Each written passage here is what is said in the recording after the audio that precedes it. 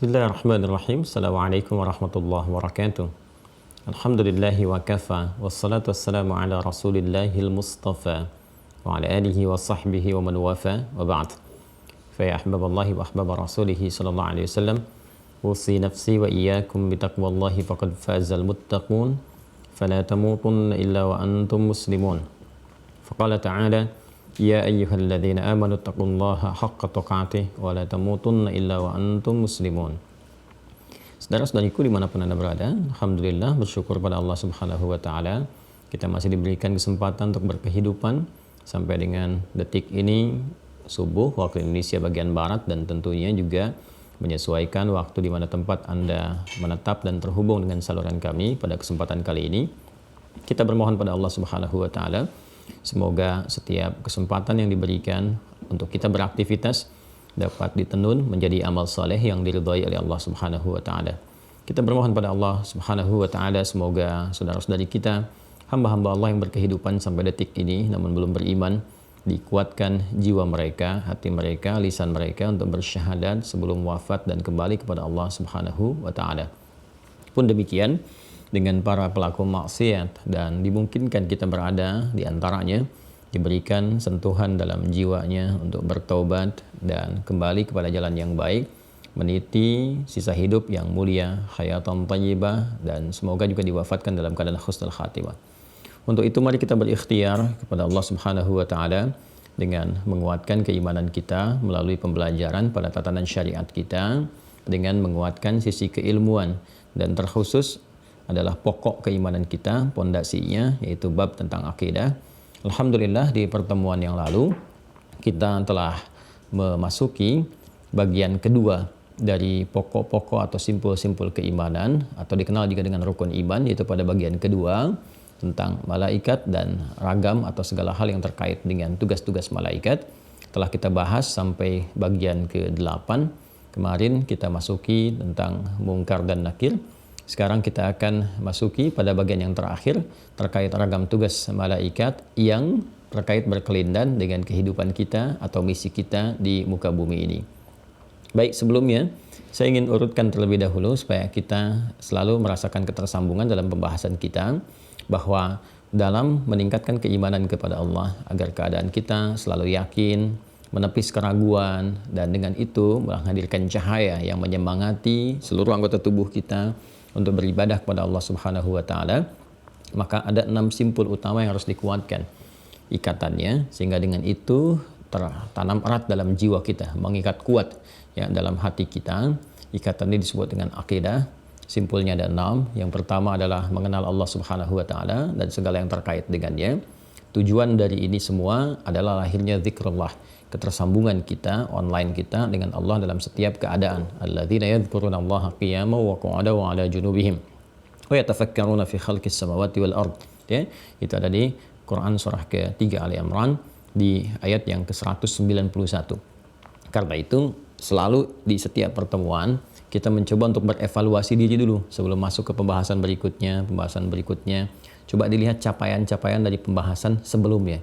Jadi saya menginginkan dari pembelajaran itu ada pengamalan, ada evaluasinya. Jadi aspek keimanan kita kepada Allah sudah sampai mana? Sejauh mana kita memahaminya? Apakah sudah ada rasa-rasa yang tertanam pada jiwa kita? Ya, seperti saya sampaikan sederhananya, melihat anak dan mengingatkan kita kepada Allah bahwa ini adalah titipan dan pasti akan dipertanggungjawabkan. Kemudian itu menjadi feedback. Ya, titik balik, umpan balik kepada kita itu untuk bersikap dengan memperhatikan yang terbaik sebelum berpulang pada Allah Subhanahu wa taala.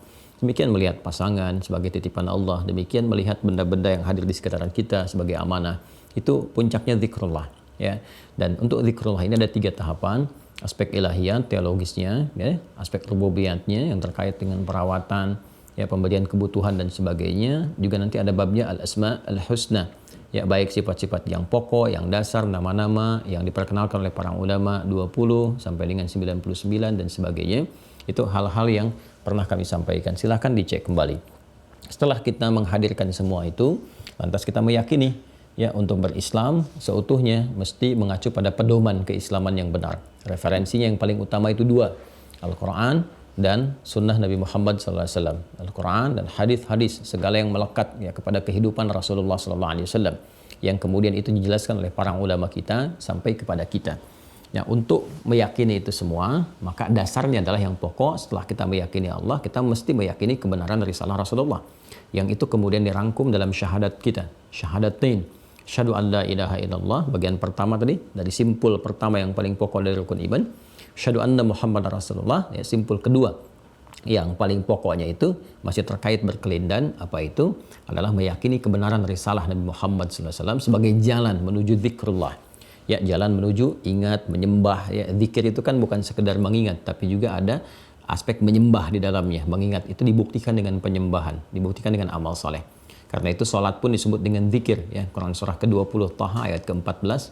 Innani anallahu la ilaha illa ana fa'budni wa aqimis salata lidzikri. Ya, demikian doa juga disebut dengan zikir. Quran surah ke-7 ayat 205. Wadhkur rabbaka fi nafsika tadarruan wa khifatan wa duna jahri minal qaul. Dan amalan lainnya yang disebut dengan zikir, termasuk baca Al-Quran, menghafal Al-Quran, ya, membaca kalimat thayyibah dan sebagainya. Baik, untuk meyakinkan itu dan bisa menghadirkan amalan yang maksimal, kita mesti meyakini risalah Nabi Muhammad. Pembuktian kerisalahan itu diantaranya babnya adalah mengetahui tentang wahyu yang diturunkan kepada beliau. Dan itu bisa dibuktikan dengan mengenal sifat malaikat yang menurunkan wahyu, yaitu malaikat Jibril. Karena itu telah kita tuntaskan pembahasan tentang Jibril, bagaimana sifatnya menurunkan wahyu, ya, seperti apa dia turun, bagaimana wahyu diturunkan, sampai dengan kemudian setelah dia purna tugas apa yang Allah memberikan kepadanya untuk dilakukan, kewenangannya apa dan sebagainya.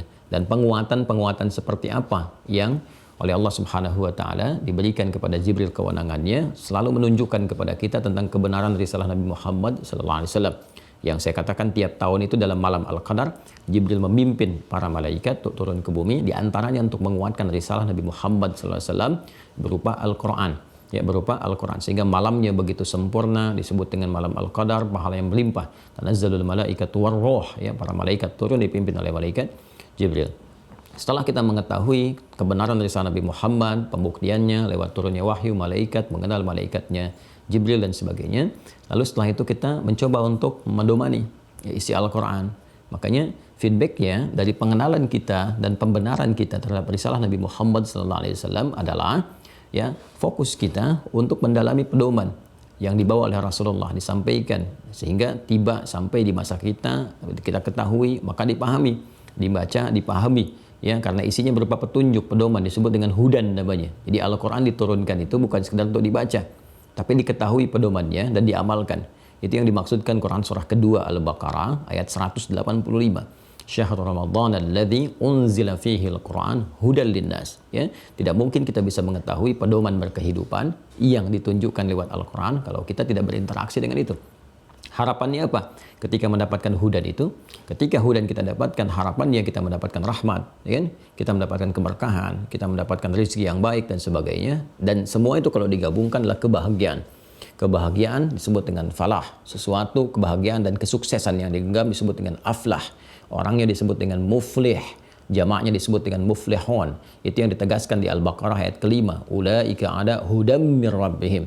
Mereka itulah golongan orang-orang yang mendapatkan petunjuk-petunjuk Allah, ya kan? Dinaungi oleh hidayah-hidayah Allah, hudan, ya, karena mengacu pada pedoman tadi, mereka pelajari, mereka dekati, mereka ibadah, sholat, infak, zakat dan sebagainya, dan mengaji Al-Quran, ya, walladzina yu'minuna bima unzila ilaik, berpedoman ke situ, maka ulaika ala hudam min rabbihim. Mereka mendapatkan ya satu naungan, pedoman dari Rabb mereka, yaitu Allah Subhanahu wa taala. Lantas apa yang didapatkan ketika mendapatkan hudan itu? Wa ulaika humul muflihun.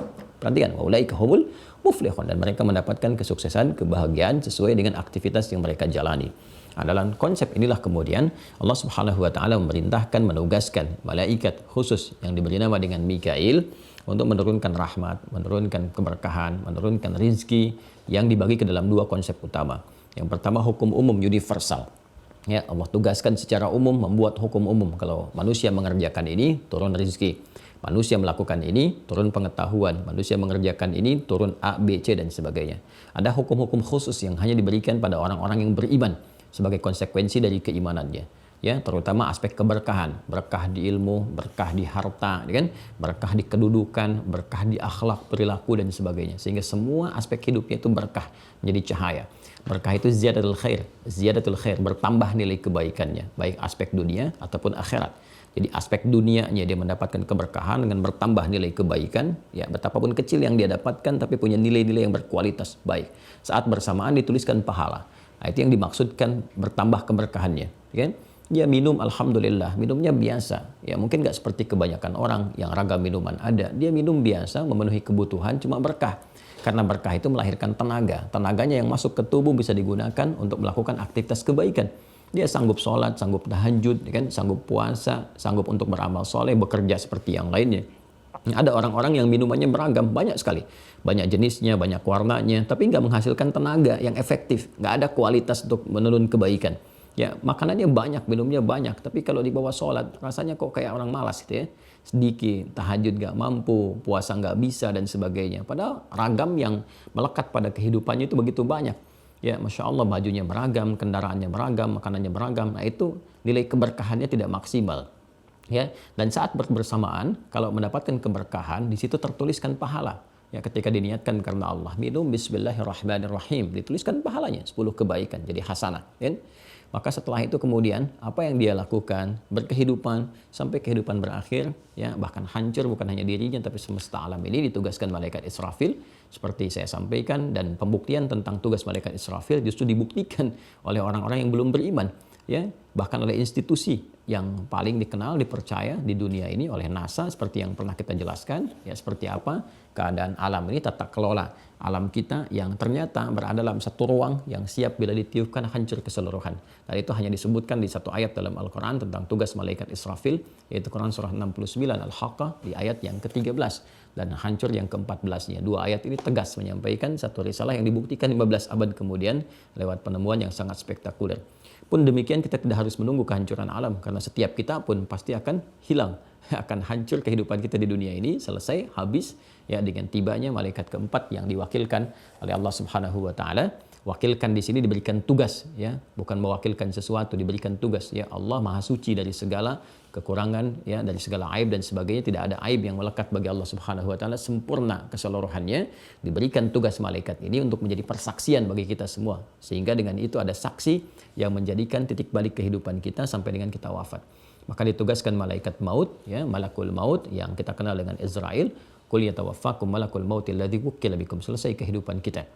Ya, dalam rangka itulah kemudian ketika kita diingatkan, kalau bukan kamu meninggal dunia duluan atau dunia meninggalkan engkau, kalau bukan hancur semuanya, engkau yang meninggal duluan. Karena itu persiapkan dirimu dengan baik, ya kan? Tunaikan amalan dengan sempurna, lakukan dengan baik. Untuk itulah kemudian Allah mensupport kita lewat dua malaikat. Malaikat ini selain menjaga kita, ya, supaya konsisten pada jalan kebaikan, juga saat yang bersamaan mencatat semua pekerjaan-pekerjaan kita. Baik dicatatkan kebaikan, buruk pun dicatatkan. Malaikat itu dikenal dengan Raqib dan Atid seperti disampaikan di Quran Qaf, ya, surah ke-50 ayat 16 sampai dengan 18. Jadi kalau mendengar kata Raqib, kata Atid, kita harus waspada, meningkatkan semangat ibadah kita, sekaligus ingat, ya, jangan sampai kita mengerjakan satu perbuatan maksiat karena saat yang bersamaan mungkin saja kita wafat dan kembali kepada Allah setelah dibuka kitab kita untuk diketahui. Nah, setelah kemudian selesai, kita meninggal, masuk ke alam kubur. Di alam kubur, kita pun akan dikonfirmasi ulang tentang syahadat kita, ya, tentang pengakuan kita kepada Allah, ibadah kita, lewat datangnya malaikat yang disebut dengan malaikat Munkar dan Nakir. Dan ini telah kita bahas juga kemarin di dalam hadis-hadis Nabi Muhammad SAW, baik di Al-Bukhari, di Muslim, juga namanya di At-Tirmidzi, nomor hadis 1071, yang kemarin kita bacakan bersama. Nah, sampai di sini pembahasan kita. Sekarang kalau selesai di alam kubur, alam barzakh, waiting room, pemisah antara dunia dengan akhirat, dan bersiap kita kemudian untuk ke tepian terakhir. Nah, tepian terakhir ini seperti pernah saya sampaikan pertemuan yang lalu, yang tidak ada tempat lain lagi, adalah tempat paling pamungkas yang ujungnya, ya, disebut dengan akhir, sifat-sifatnya menggunakan tak disebut dengan akhirah. Ya, jadi kalau sudah sampai ke ujung itu, segala sifatnya berakhir di situ. Nggak akan ada yang lain lagi, nggak pindah-pindah ke tempat-tempat berbeda, ada di situ, ya, sifatnya lokal tapi luasnya luar biasa, bisa seluas langit dan bumi, arduhas samawati wal ardu dan sebagainya. Nah, ini yang akan kita bahas dalam konteks ini setelah selesai di alam kubur. Ya, kita akan mencoba masuk ke alam hisab untuk menjadi bagian terakhir kehidupan kita. Apakah ada di situ malaikat juga yang Allah tugaskan ya sebagai puncak akhir dari kehidupan kita? Ini yang coba kita bahas bagian ke-9 dan ke-10 serta penutup dari serial pembahasan tentang malaikat pada simpul iman yang kedua. Nah, itu kurang lebih ya secara global bahasan-bahasan tentang iman malaikat dari awal sampai dengan yang terakhir sekarang. Untuk mereview ini semua, silahkan masuk lagi ya ke channel kita. Yang teman-teman sudah mengaktifkan akun, sangat mudah sekali dilihat di akunnya. Maksud kami itu supaya terevaluasi gitu, pemahamannya satu-satu dengan baik. Masuk ke akun Mira, nanti bisa diakses di web.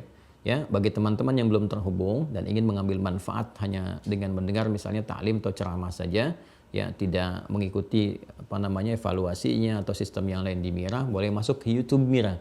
Ya, YouTube buka aja Mira Institute yang ada logonya seperti ini ya, Mira Institute. Nanti masuk ke situ.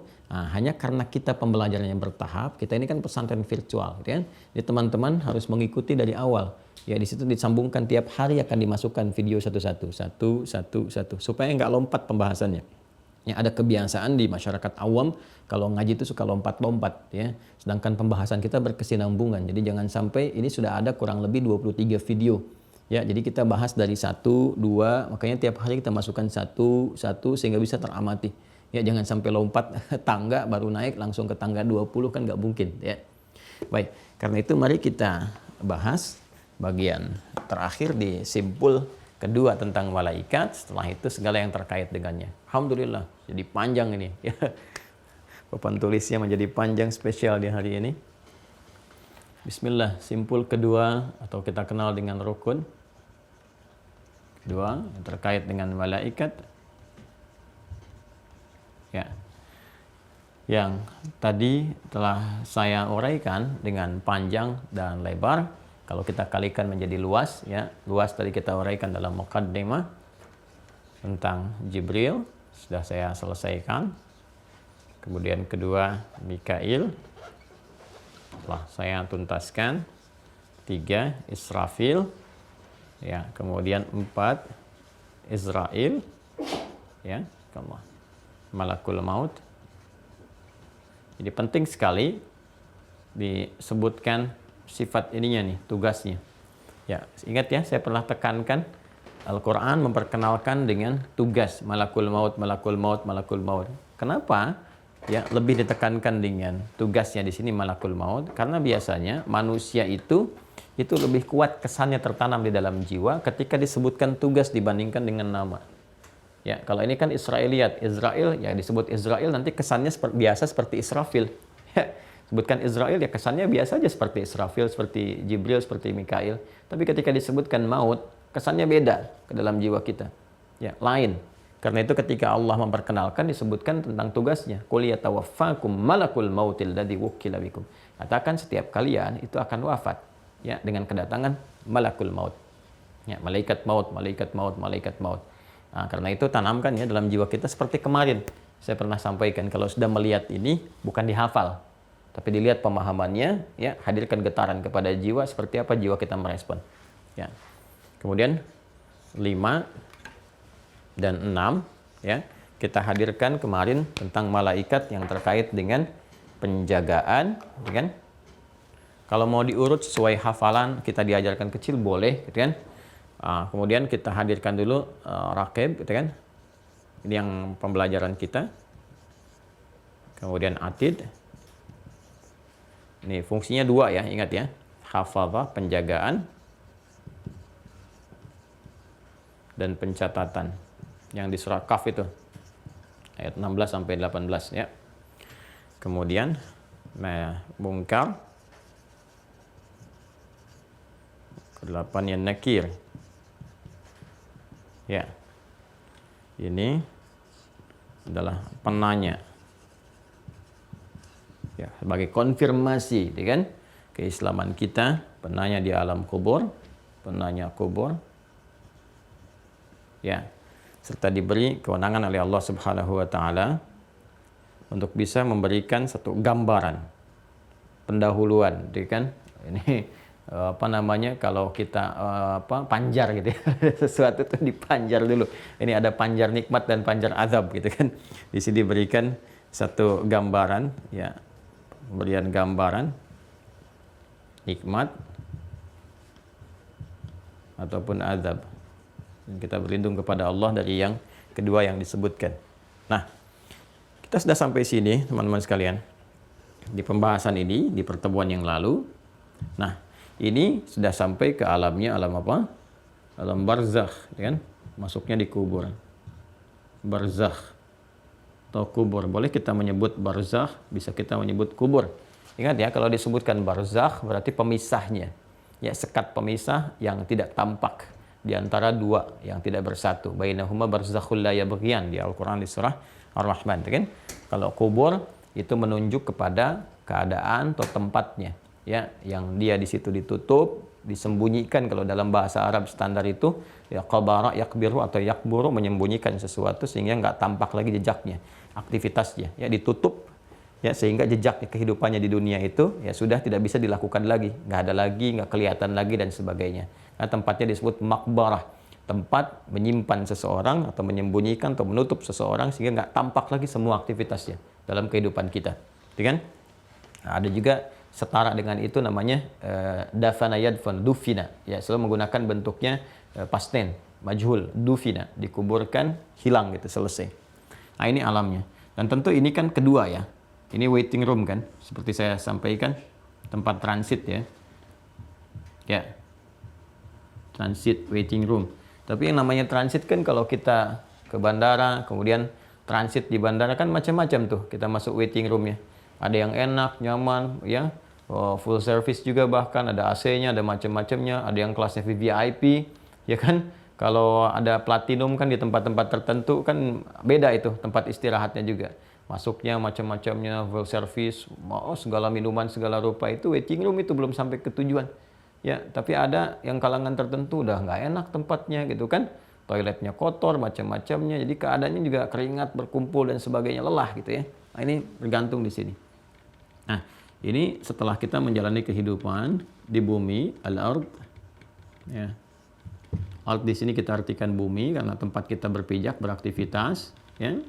Kemudian sifatnya dunia, dengan sifat dunianya. Ingat ya, dunia itu sifatnya ya, keadaannya ya, dunia yang cepat, ya kan, rendah, hilang, habis, itu ya, dekat, itu dunia namanya. Jadi apa yang kita kerjakan di bumi ini seakan-akan cepat sekali terjadinya. Ya, kayaknya kita baru kemarin kan mengaji Mira, ternyata sudah lebih daripada 23 pertemuan sekarang ini. Cepat sekali. Kayaknya baru kemarin menikah, sekarang sudah punya anak sekian, sudah punya cucu, sudah punya macam-macam. Cepat.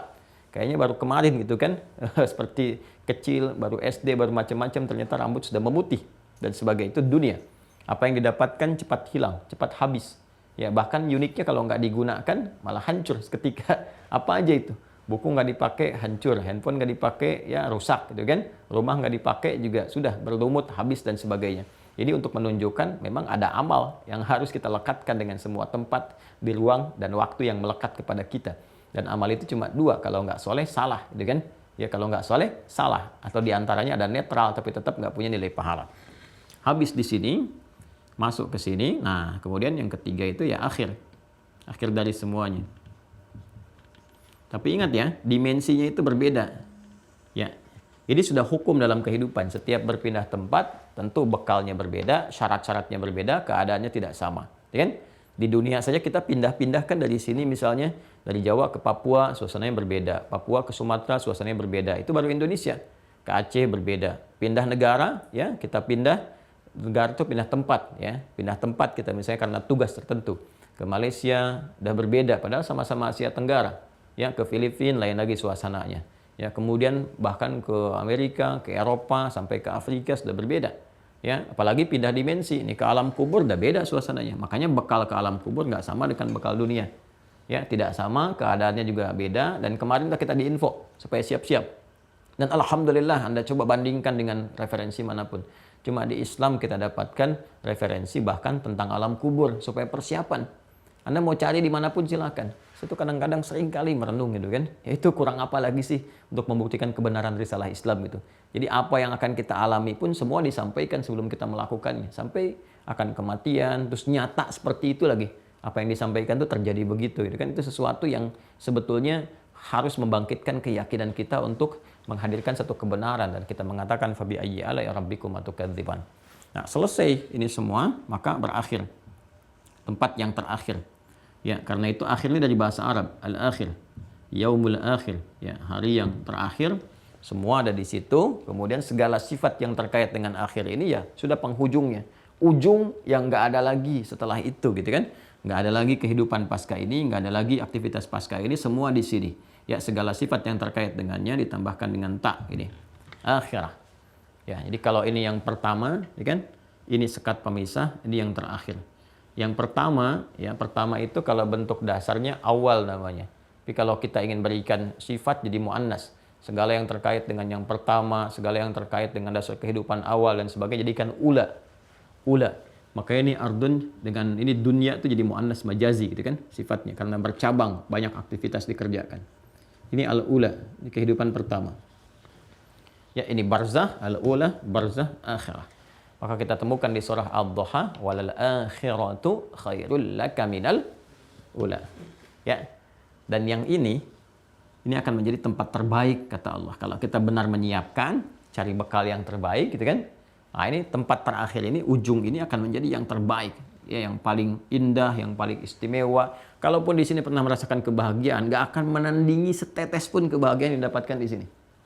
Kalaupun kita mendapatkan misalnya kesuksesan, kenyamanan, ketentraman, nggak akan menandingi setetes pun ya segala kemuliaan yang didapatkan di sini. Akhirah, kalau memang dapatnya mulia, kalau bekalnya ada di sini. Kalau nggak ada bekal, jadi persoalan. Ya, karena itu kita mengetahui ini untuk semangat menyiapkan bekal. Seperti kita mau pergi ya ke tempat-tempat terjauh, kan kita nyiapkan bekal. Ya, kita mau mudik aja cari bekal kok. Coba lihat nanti setiap Ramadan berakhir tuh. Ya, ada mudik kan? Ya kan? Ya, ada mudik setiap Ramadan kita lihat tuh. Mudik, akhir tahun bahkan dalam kondisi normal mudik dan sebagainya. Ya kan? Nah, ini kan luar biasa gitu teman-teman sekalian. Nah, jadi bekal disiapkan, segalanya dikuatkan, apalagi untuk kepentingan akhirat yang lebih dahsyat lagi, maka bekal itu perlu dimaksimalkan. Ini poinnya. Nah, di sini karena ini akhir dari sesuatu, nggak ada kehidupan lagi, nggak ada kehidupan aktivitas maksudnya, nggak ada aktivitas lagi setelah yang di alam ini, nggak ada alam lain lagi untuk kita manusia dan sebagainya, dan hamba-hamba Allah, maka di sini mesti ada puncak akhir. Ya, puncak akhir dari kehidupan kita, puncak menetap kita, tempat kita untuk bernaung di dalamnya, ya abadi selama-lamanya. Karena sifatnya abadi, maka semua sifat yang di sini dengan di sini sudah nggak berlaku lagi, nggak berlaku. Ya, kalau di sini kan kita meninggal tuh, ya, jadi sabar aja, sebentar, sabar aja, ntar juga meninggal juga gitu. Maksudnya kalau kita merasakan gelisah macam-macam, nah, ntar hilang semua kok, nggak ada gelisah lagi kalau udah nggak ada di sini. Ya. Nah, tinggal nggak ada gelisah itu kalau ada bekalnya, ya maksudnya gelisah keduniaan. Tapi kalau ini udah hilang, nanti muncul sifat alam kubur, ya di sini misalnya disebut orang fakir, miskin, ya nggak apa-apa, sepanjang kita bisa beribadah, menikmati cukup untuk kita, alhamdulillah. Nanti abis ini selesai hilang kok kefakiran. Kalau bekal kita cukup, di sini abadi. Jadi kalau di sini ada orang kaya, kaya sementara. Kalau fakir, fakir sementara, ya kan? Kalau dia punya jabatan, sementara. Makanya semua sifatnya pun sementara. Jabatan itu purna, ilmu itu memudar. Demikian seterusnya, harta berkurang. Terus sampai akhirnya habis. Kalau di sini, karena sifatnya abadi, abadi terus. Jadi kalau fakir di sini, fakir selamanya, fakir aja terus. Ya, kalau kaya, kaya terus. Bahagia, bahagia terus. Ya, segala hal terjadi dengan rahmat Allah Subhanahu wa Ta'ala. Ada beberapa yang kemudian ya mengalami penyesuaian, dibersihkan dulu baru ditempatkan di tempat kebahagiaan, sifatnya abadi. Terus ini di sini puncaknya. Nah, karena ini adalah puncak akhir, maka pilihannya pun sudah cuma hitam putih saja, cuma dua saja. Ya, bahagia atau nestapa. Gini. Bahagia dengan mendapatkan segala kenikmatan, ya, kebahagiaan, kenyamanan yang dapat diraih, sebut dengan naim. Ya, atau mendapatkan ya satu kesengsaraan, nestapa, sengsara, nestapa yang sifatnya juga abadi, Ya, kalau ini naim, di sini jahim. Ya. Jahim. Ini naim, di sini jahim. Hati-hati ya. Yang ini naim mendapatkan kebahagiaan, yang ini jahim, ya kan? Mendapatkan kesengsaraan, ya, hukuman dan sebagainya. Karena hal-hal terkait dengan yang telah saya terangkan. Ini cuma dua, teman-teman sekalian. Tempatnya dua. Nah, di dua ini kebahagiaan, segala sesuatu yang kita ingin harapkan, puncak dari sesuatu, akhirnya itu kan puncak. Puncak satu hal yang ingin kita harapkan menjadi sebuah bagian dari kesenangan, kenikmatan, kebahagiaan, kenyamanan, dan sebagainya, itu disebut dengan jannah namanya. Ya, jannah. Puncak sesuatu kebahagiaan, kenikmatan, kenyamanan, ya, kesuksesan yang belum tampak, yang belum teraih gitu kan. Itu disebut dengan jannah namanya. Jannah.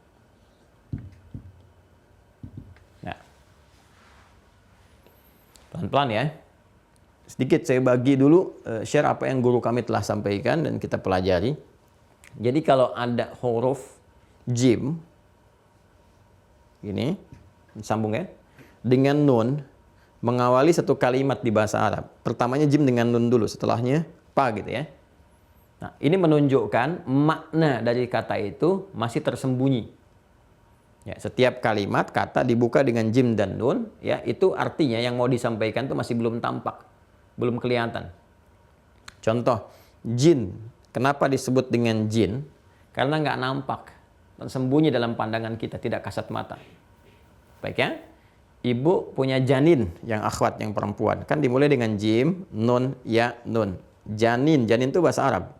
Ya. Kenapa disebut dengan janin? Karena nggak nampak dalam pandangan kita kasat mata. Ya, ada di balik rahim yang terjaga di tempat yang sangat kokoh, nggak nampak secara langsung. Disebut dengan janin. Ya, demikian pula dengan jannah. Perhatikan, jannah. Ya, jannah. Jadi ini menarik nih, tiga kata ini, jim, nun, ta, marbutah. Bisa dibaca dengan fathah, ja, bisa dibaca dengan kasrah, ji, bisa dibaca dengan dhammah, junnah. Ya, kalau junnah itu perisai, asyamu junnatun dalam hadis.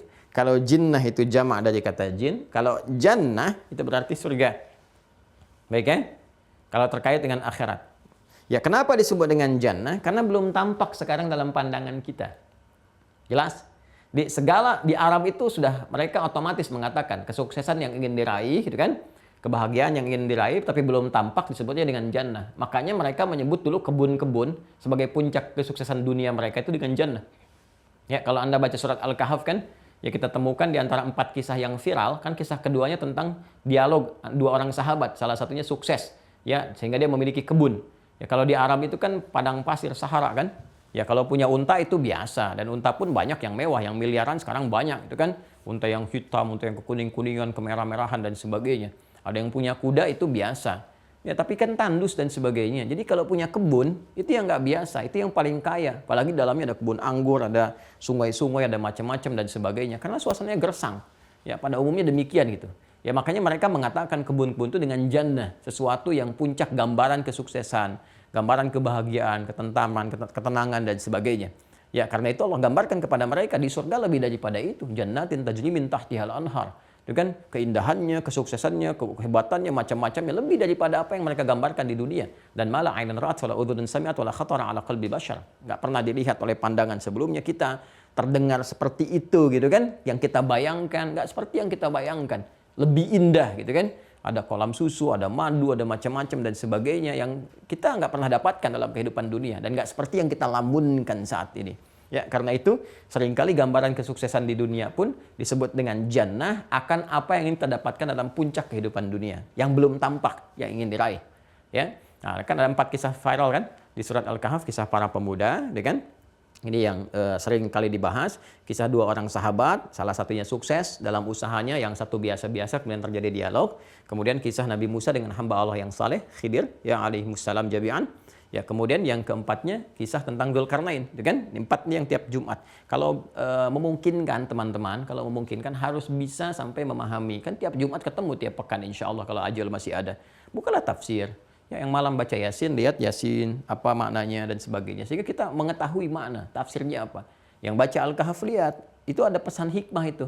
sesuai dengan keadaan kita. Ya, kalau sedang mengalami begini, ini rahasianya. Mengalami ini rahasianya begini. Cara menyikapinya seperti ini. Itu insya Allah akan memberikan banyak kesan kepada kehidupan kita. Ini disebut dengan jannah. Ya, karena itu jannah sering dilekatkan dengan kata naim, jannatun naim. Ya, nanti kita turunkan beberapa bagian-bagiannya. Nah, kemudian kesengsaraan dan sebagainya, gitu kan? Nestapa, ya, kalau udah sengsara, kalau Anda ada di bandara yang pengap macam-macam kan merasa panas kan? Ya, panas, gak enak gitu kan? Kemudian kayak gak nyaman nih, panas di suasananya nih, kayak terbakar nih, gak enak gini macam-macam kan? Penat dan sebagainya. Nah, itu secara singkatnya ya, karena hal-hal yang melahirkan panas, membakar dan sebagainya, di akhirat lebih dahsyat lagi. Karena kan harus lebih. Ini kan lebih daripada ini. Ini pun harus lebih daripada ini dan ini. Jadi kalau di sini ada api, ya di sini harus lebih membakar. Kalau di sini ada panas, ini harus lebih panas dan sebagainya. Kan? Makanya sifatnya disebut dengan jahim. Ya. Kemudian yang disifati oleh jahim itu disebut dengan apa? Nar namanya. Nar. Awas, narnya beda ini ya. Nar, api. Wah, Anda jangan katakan enak dong. Kalau setan ya diciptakan dari api, jin bahannya api gitu kan. Setan iblis itu kan asalnya dari jin yang menyimpang. Quran surah ke-18 Al-Kahf ayat 50. Wa idz qulna lil malaikati isjudu li adama fasajadu illa iblis kana minal jinni fafasaqa an amri rabbih. Kan? Iblis itu asalnya dari jin yang menyimpang. Sedangkan jin itu bahan penciptaannya api yang menyala-nyala. Quran surah 15 ya. 15 Al-Hijr di ayat ke-27. Wal janna khalaqnahu min qablu min naris samum. Sedangkan para jin kami ciptakan sebelum manusia dari api yang menyala-nyala. Anda jangan katakan begini, enak dong. Ya, kalau dari api diciptakan balik ke api lagi. Ya. Pikirannya jangan sempit ya, belum tentu karena kualitasnya nggak sama. Ya. Dan api ketemu api itu belum tentu juga biasa. Ini kulit ketemu kulit aja bisa kencang. Ini tangan ini kan terbuat dari kulit, pipi terbuat dari kulit. Ketika ditampar kan terasa bagaimana rasanya. Ya itu yang pernah ada dialog ya dari salah seorang yang alim luar biasa ditantang oleh orang-orang liberal pada masanya. Kan nantangin dan banyak orang kalah dan debat. Satu kali tibalah kemudian anak ini masih anak-anak menuju anak muda dan cerdas sekali dan sebagainya. Dan dia berkata, gitu kan? Salah satu pertanyaannya tadi, setan enak dong dicipta dari api balik ke api. Ya, apa jawabannya? Suruh mendekat, begitu mendekat ditampar, pak. Dan marah orang itu. Ya, dalam keadaan marah dia bertanya, kenapa Anda marah? Ya, Anda melukai saya, Anda sakit-sakit. Ya, itu bayangkan kulit dengan kulit bisa sakit gitu ya. Ya, maka ini pun kualitasnya tidak sama. Ya, manusia dari tanah kembali ke tanah, masuk tanah aja kan silakan bagaimana rasanya. Ya, sedangkan semakin ke bawah kan semakin panas gitu kan. Ya, bagaimana keadaan di dalam tanah semakin ke bawah lapisannya berbeda dan sebagainya. Jadi ini teman-teman sekalian, ini disebut dengan nar. Ya, nar karena sifatnya tadi lebih daripada ini, ya kan? Kalau yang ini hawa, perasa, panas, ini ya ini harus lebih kuat, lebih membakar. Ya, sifatnya harus lebih membakar, lebih panas, ya kan? Ya, lebih menghancurkan dan sebagainya. Karena itu nanti yang paling ringannya aja, yang paling ringannya itu kalau dicelupkan hancur semua. Sekali celup hancur. Ya, nanti disisakan bagian kulitnya itu dibentuk kembali. Ya, hancur balik, dinaikkan lagi, dibentuk lagi. Di Quran surah ke-4. Coba lihat. Quran surah 4. Ayat 56. Ya. Ini standar nar, gitu kan? Standar nar. Diserap ke dalam bahasa kita menjadi neraka. Nar jadi neraka ya, dalam bahasa kita diartikan dengan neraka. Ya.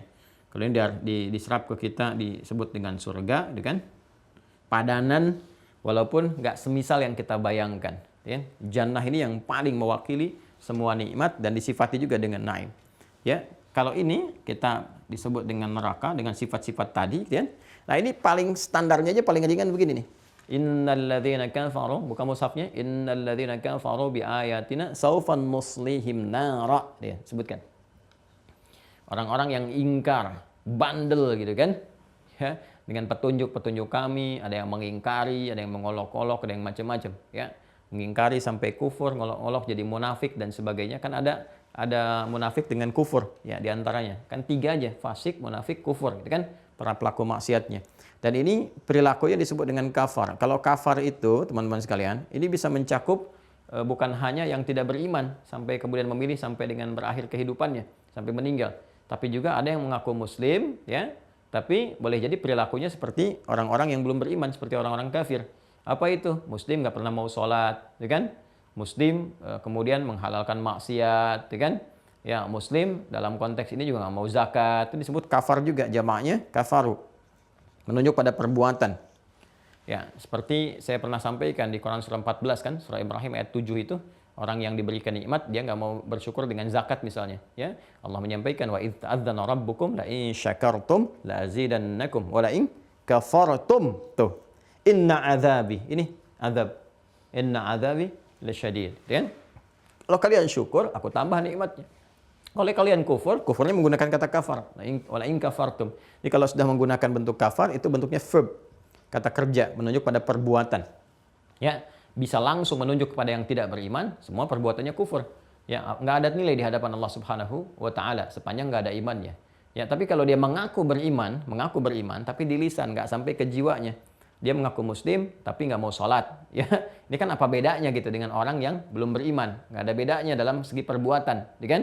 Mereka nggak sholat, dia nggak ikut sholat juga. Makanya sindirannya tajam. Penggunaan kata maksiatnya menggunakan kata kafar. Seakan-akan ada kecaman di dalamnya. Kamu ini perbuatannya apa bedanya dengan yang belum beriman? Ya kan? Apa bedanya dengan yang kafir itu? Ya, mereka nggak sholat, kamu ikut nggak sholat. Katanya kamu muslim. Pembuktiannya mana? Imannya mana?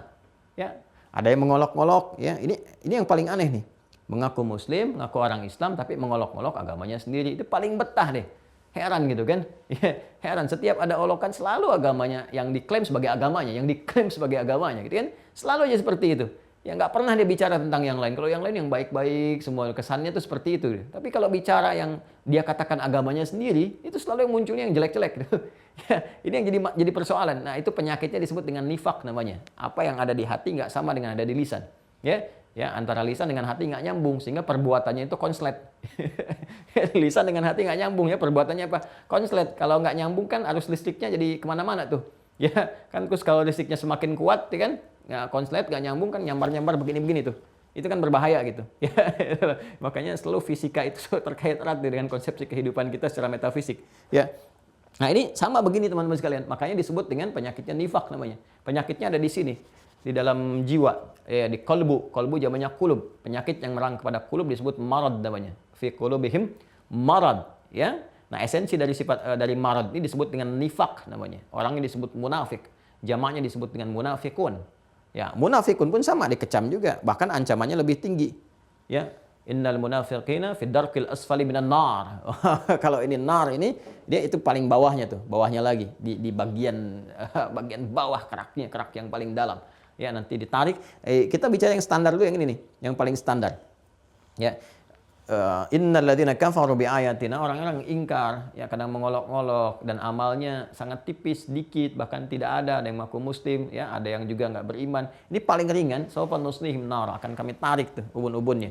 Ya, dan menggunakan di situ ta'dhimun nafsi li ta'dhimi sya'ni. Ya kan, dengan keagungan Allah Subhanahu wa taala, Allah menjanjikan kalau kamu memang ingkar dari sekarang, aku janjikan ada kesempatan taubat sampai kamu wafat dengan sifat rahman Allah Subhanahu wa taala. Tapi kalau diberi kesempatan sampai akhir dengan nikmat, ya, dengan segalanya, diberikan perangkat hebat, kebutuhan bahkan melebihi standar orang biasa, nggak menghubungkan dia dengan Allah juga, nggak mengingat juga, gitu kan? Maka ancamannya tinggi. Ya, dengan keagunganku kata Allah akan ditugaskan, diberikan wewenang. Ya, kepada hamba Allah nanti yang sangat mulia, punya sifat tertentu, ya, dia akan menarik langsung ubun-ubunnya tuh. Nuslihim nar, tarik ubun-ubunnya, celupkan ke neraka. Dan kullama nadijat, ya, juluduhum, ya, sudah matang tuh dicelupkan, begitu dicelup begini langsung hancur. Ya, angkat lagi. Jadi tugasnya itu, ya, celupkan, angkat, zabaniyah itu kan, ya, tarik ubun-ubunnya tuh, ya. Diambil sama orang Betawi itu, gua jabanin katanya. Itu dari Jabaniyah itu. Zabaniyah, tarik tuh, ya, ubun-ubunnya tuh celupkan. Jadi Anda pernah bikin teh celup kan? Ya, teh celup kan begini kan? Gini kan? Nah, itu tugas malaikat, cuma celup, angkat, tuh sekali celup hancur. Kullama nadijat juluduhum badalnahum juludan ghairaha liyadzuqul adzab. Setiap dicelupkan hancur, ya, angkat lagi, ya, bagus lagi, gitu kan? Kulitnya tumbuh lagi, hancur lagi. Sekali celup, gitu kan? Ya, kalau seharinya sama dengan 1000 tahun kan? 1 detiknya sama dengan 48 hari itu rasanya. Pek, masuk. Nah, jadi ini dua tempat ini. Dua tempat ini disiapkan oleh Allah Subhanahu wa taala, imma jannah atau an-nar sebagai puncak terakhir. Sesuatu yang disimpan, tempat untuk penyimpanan tertentu yang disiapkan dan sebagainya, ya kan? Nah, itu disebut dengan Makhzan namanya. Makhzan dari kata khazana. Nah, seperti ini. Ya. Tempat yang disiapkan disebut dengan makhzan. Nah. Awas, pakai kha ya, bukan pakai ha. Kalau pakai ha ya, hazina itu sedih namanya. La tahzan, jangan bersedih, gitu kan? Ya, terus nggak usah lidahnya di otak-atik lagi, la tahzan. Jangan disimpan kalau itu ya. La tahzan, jangan bersedih. Ingat, titik beda itu sudah menentukan sekali. Sya dengan sa itu beda. Syakara dengan sakara itu beda. Awas, hati-hati. Syakara bersyukur, sakara mabuk, gitu kan? Awas, itu beda sekali. Syakara dengan sakara, khazana dengan hazina, itu lain. Ya. Sini. Nah, yang menjaganya ini kan menyimpan, ya, tempat simpanan, ya, sesuatu yang disimpan di tempat tertentu, ya, keadaannya netral, umum, baik itu tempatnya penyimpanan yang baik ataupun tempat penyimpanan yang tidak baik sifatnya dan sebagainya, disebut dengan mahzan umumnya. Nah, Allah memiliki tempat yang disiapkan, disimpan untuk hamba-hamba yang kembali di yaumul akhir. Ada yang sifatnya baik, penuh dengan kenikmatan, jannatun na'im, kan? Ini. Ada yang sifatnya penuh dengan ancaman jahim, disebut dengan nar, yang ini jannah, kan? Nah, ini keduanya mahzan. Ya? Yang menjaganya, penjaga tempat menyimpan itu disebut dengan khazin. Khazin. Jamaknya disebut dengan khazanah. Khazanah. Khazanah. Awas, pelan-pelan ya, ikuti pelan-pelan. Ini semoga Allah berikan kepada kita pemahaman yang untuk memudahkan kita mengerti ya, memahami dengan baik. Jelas ya yang saya terangkan ini? Ya. Yuk kita urutkan lagi. Tempat berakhir segala hal dalam kehidupan, nanti kembali kepada Allah akhirat. Ya, dengan segala alur yang kita ikuti, dari sini ke sini kan ada mahsyar dulu, gitu kan? Dikumpulkan, kemudian ada hisab. Ya kan? Nah, setelah hisab itu nanti ada sirat, gitu kan? Nah, ini jembatannya. Sirat. Nah, di sirat ini nanti ada dua cabang. Nah, ini dia. Kalau bukan ke tempat yang sudah Allah siapkan, yang Allah siapkan disebut dengan mahzan, penuh dengan kebahagiaan nikmat dan surga dengan kenikmatan, jannatun na'im, atau nar, narul jahim, ada di sini, kan? Antara dua ini. Nah, kemudian Allah tugaskan malaikat. Malaikat-malaikat ya untuk menjaga tempat ini sekaligus diberi kewenangan ya untuk melakukan segala tindakan-tindakan terukur. Tindakan-tindakan terukur dan efektif terkait dengan tugas-tugas di dua tempat ini. Ya, mereka menjaga dalam bahasa Arab disebut dengan khazin tunggal, kalau banyak itu disebut dengan khazanah, baik di surga, jannah ataupun di nar. Nah, sekarang yang perlu kita ketahui adalah siapa malaikat yang menjaga ini? Khazanah-khazanah ini, apakah dia punya nama? Seperti apa sifat-sifatnya? Bagaimana karakternya? Bisakah kita pelajari saat ini sehingga nanti kita ada persiapan sampai dengan ke sana? Dengan? Nah, ini yang coba kita akan turunkan saat ini. Jadi, ini mukadimah pembahasan kita tuh. Ya, mukadimahnya sampai sini. Jadi, ini tempat akhir kita tahu namanya jannah atau an-nar, dan kita berharap dengan rahmat Allah mendapatkan jannah. Ya, nanti ada malaikat yang ditugaskan karena ini kan malaikat bagian akhir yang kita bahas dari 10 ini. Dari awal tuh lihat alur perjalanannya. Alur meyakini pedoman Rasulullah SAW, diangkat sebagai rasul, ditetapkan di malaikatnya sampai terus berkehidupan sampai akhir. Ya, 9 dengan 10-nya siapa? Walaupun dari kecil kita menghafalkan A, B, C, dan sebagainya. Yuk kita temukan dulu kata khazanah di dalam Al-Quran. Bismillah. Yang terkait dengan jannah dan nar. Buka surah Az-Zumar, surah 39. Ya, dari ayat 71 sampai terakhir. Saya juga ada mushaf nih. Ya. Masya Allah, dulu kita cetak nih mushaf Al-Akhyar ya. Yuk kita sama-sama buka Az-Zumar, Quran surah 39. Ya. Ada? Dari ayat 71 ya, 71. Wasiqal ladzina kafaru ila jahannama zumara. Ya kan? Ada ayatnya? Sudah? Wasiqal ladzina kafaru ila jahannama zumara. Dan orang-orang yang, perhatikan kalimat itu, kafaru, kafar. Ingat baik-baik ya. Oh, hati-hati tuh. Katanya menggunakan kafar. Jadi di Quran itu ada tiga kata menunjukkan makna kufur. Dan hati-hati cara memahaminya, berbeda satu dengan yang lainnya. Perhatikan, ada kafar, jamaknya kafaru. Ada kafir. Ingat ya, ada kafir, jamaknya kafirun. Ya, kalau dijarkan atau nasab jadi kafirin, sama saja, kafirun, kafirin. Jelas? Yang ketiga ada kufar. Yang ketiga ada kufar. Ingat ya, kafar jamaknya kafaru. Kalimat kafaru pertama kali ditemukan di Al-Baqarah ayat ke-6. Innal ladzina kafaru sawa'un 'alaihim a'anzartahum, dan seterusnya. Bentuk tunggalnya kafar seperti di Quran surah ke-14 Ibrahim ayat ke-7. Wa idz ta'adzana rabbukum la in syakartum la azidannakum wa la in kafartum. Kalau disebutkan kafar itu artinya menunjuk pada perbuatan. Jelas ya? Perbuatan yang bertentangan dengan keimanan. Jadi kafar itu lawan dari iman. Ya, kalau kafara lawan dari amana. Kalau ada amana beriman, di kafara kufur. Lawannya, ya paradoksnya, di kafar itu kufur lawannya iman. Kafar itu perbuatan, verbnya. Kafar ya lawannya amana. Amanar rasulu di Quran surah kedua Al-Baqarah ayat 285. Amanar rasulu bima unzila ilaihi ya mir rabbihi wal mu'minun, dan sebagainya. Jadi amana lawannya apa? Kafara. Kufur lawannya apa? Iman. Jadi kata kafar itu perbuatan, itu lawan langsung, ya antitesa dari kata iman yang beriman.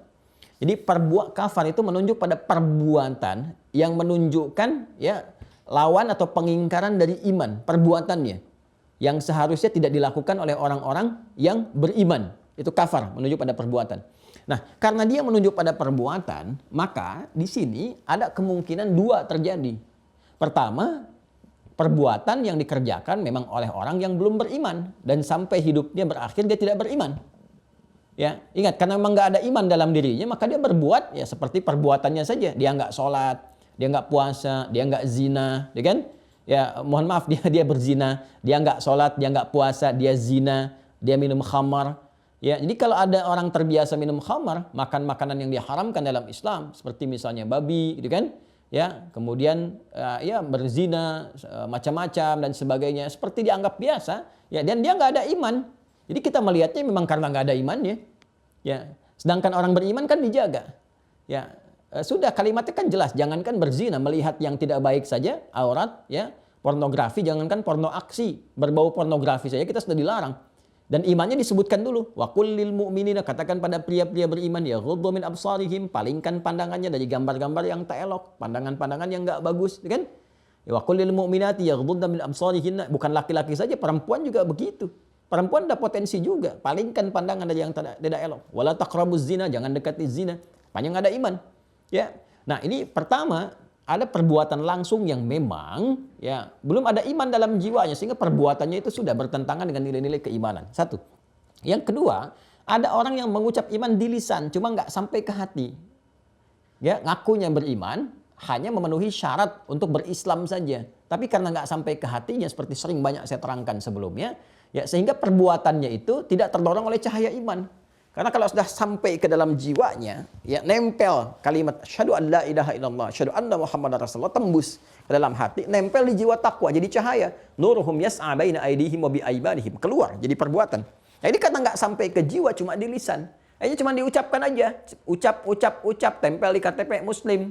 Ya, tapi nggak ada dorongan iman yang mendorong dia berperilaku baik, beramal soleh dalam kehidupan.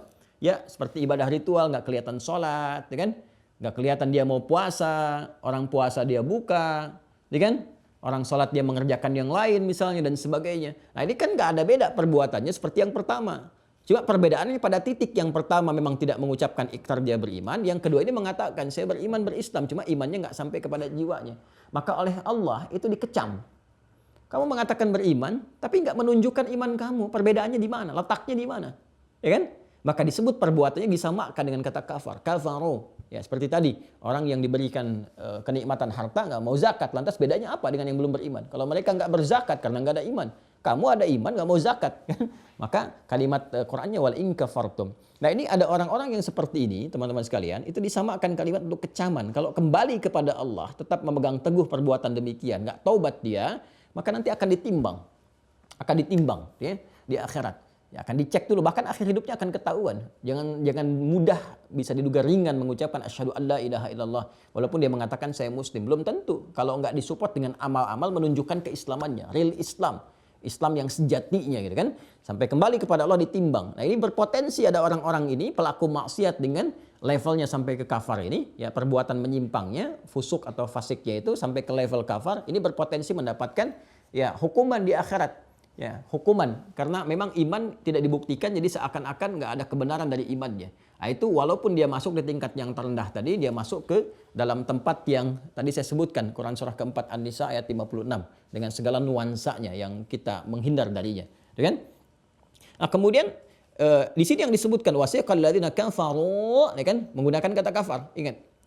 Jelas ya, menggunakan kata kafar. Jadi ada ini tingkat yang paling tingginya nih di nerakanya nih. Wasiqal ladzina kafaru ila jahannam zumara. Jadi kalau nar jahim aja udah begitu membakar, apalagi jahanam. Jahanam itu kan puncak tertinggi terbesarnya. Ya, jadi Al-Quran menampilkan yang tertingginya dulu untuk memberikan sebuah getakan kepada jiwa jangan sampai masuk yang ke situ gitu ya. Jahanam itu kan puncak yang tertingginya. Ya, sampai-sampai kalau diserap ke dalam kehidupan kita pun, orang kalau mengutuk sesuatu sudah menggunakan kata jahanam, artinya kan sudah buruk sekali. Ya, coba deh kalau misalnya ada perbuatan yang betul-betul nggak disukai dan sebagainya, dan kita ingin menghindarinya, saking buruknya kan disebutnya dengan jahanam kan. Ya, tindakan koruptor itu begitu tindakan jahanam, ya pembunuh itu begitu jahanam, ya dan sebagainya macam-macam. Ini menunjukkan bahwa perbuatan yang luar biasa dahsyat yang memberikan dampak yang harusnya betul-betul kita hindari. Maka di sini Allah menampilkan wasiqal ladzina kafaru ila jahannama, ya ada yang digiring, ya orang-orang yang kufur itu orang ingkar, tapi yang menarik begini, kok ada kata kafar di sini? Penggunaan kata kafar. Kenapa Allah tidak menggunakan kata kafirin? Kalau sudah kafirun itu langsung memang nggak beriman. Ya, kalau kafirun itu menunjuk kepada orang yang nggak beriman.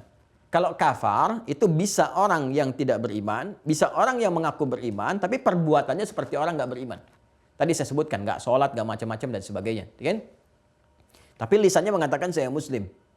Kalau kafirun, kafir, jamaknya kafirun itu menunjuk kepada orang yang memang nggak beriman. Ya, dan dia punya dua tipe.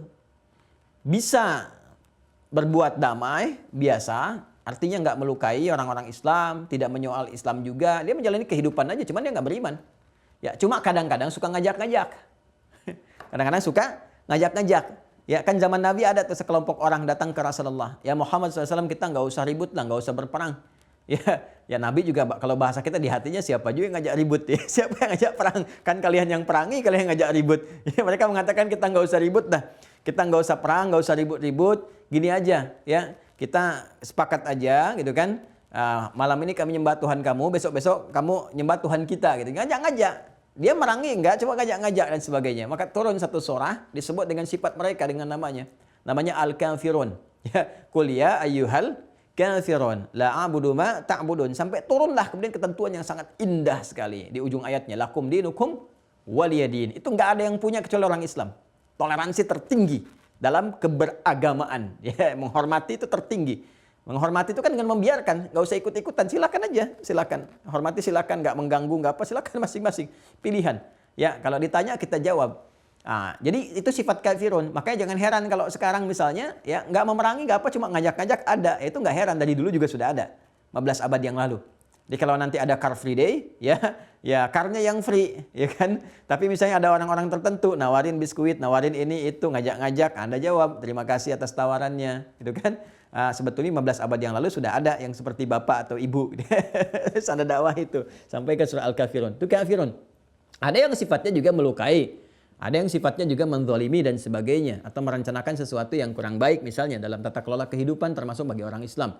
Ini berubah nanti namanya menjadi kufar. Jadi ada kafar, ya kafar jamaknya kafaru, ada kafir jamaknya kafirun, ada kufar langsung bentuk jama, kufar.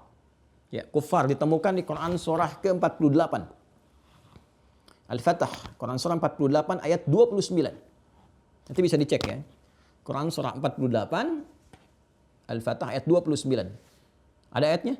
A'udzubillahi minasyaitonirrajim. Muhammadur Rasulullah, kan? Walladzina ma'ahu, ada walladzina ma'ahu asyidda'u 'alal kuffar Perhatikan kalimatnya bukan alal kafirin, alal ladzina kafaru, tapi alal kuffar.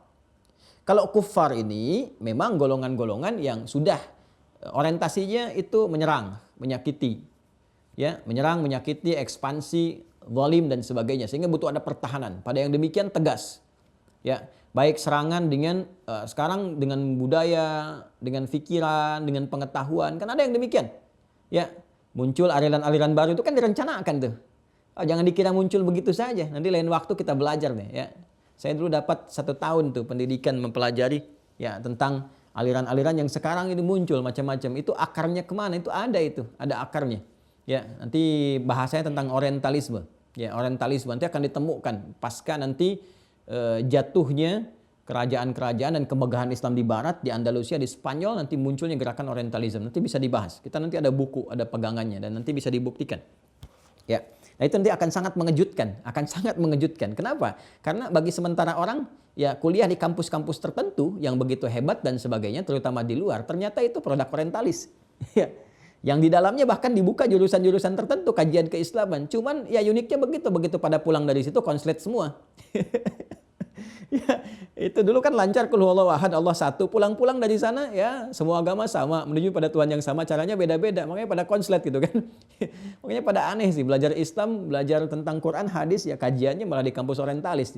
Jadi pada kena racun gitu. Ya, pindah dulu ya. Nah, itu kufar. Jadi pada yang seperti itu mesti tegas proporsional.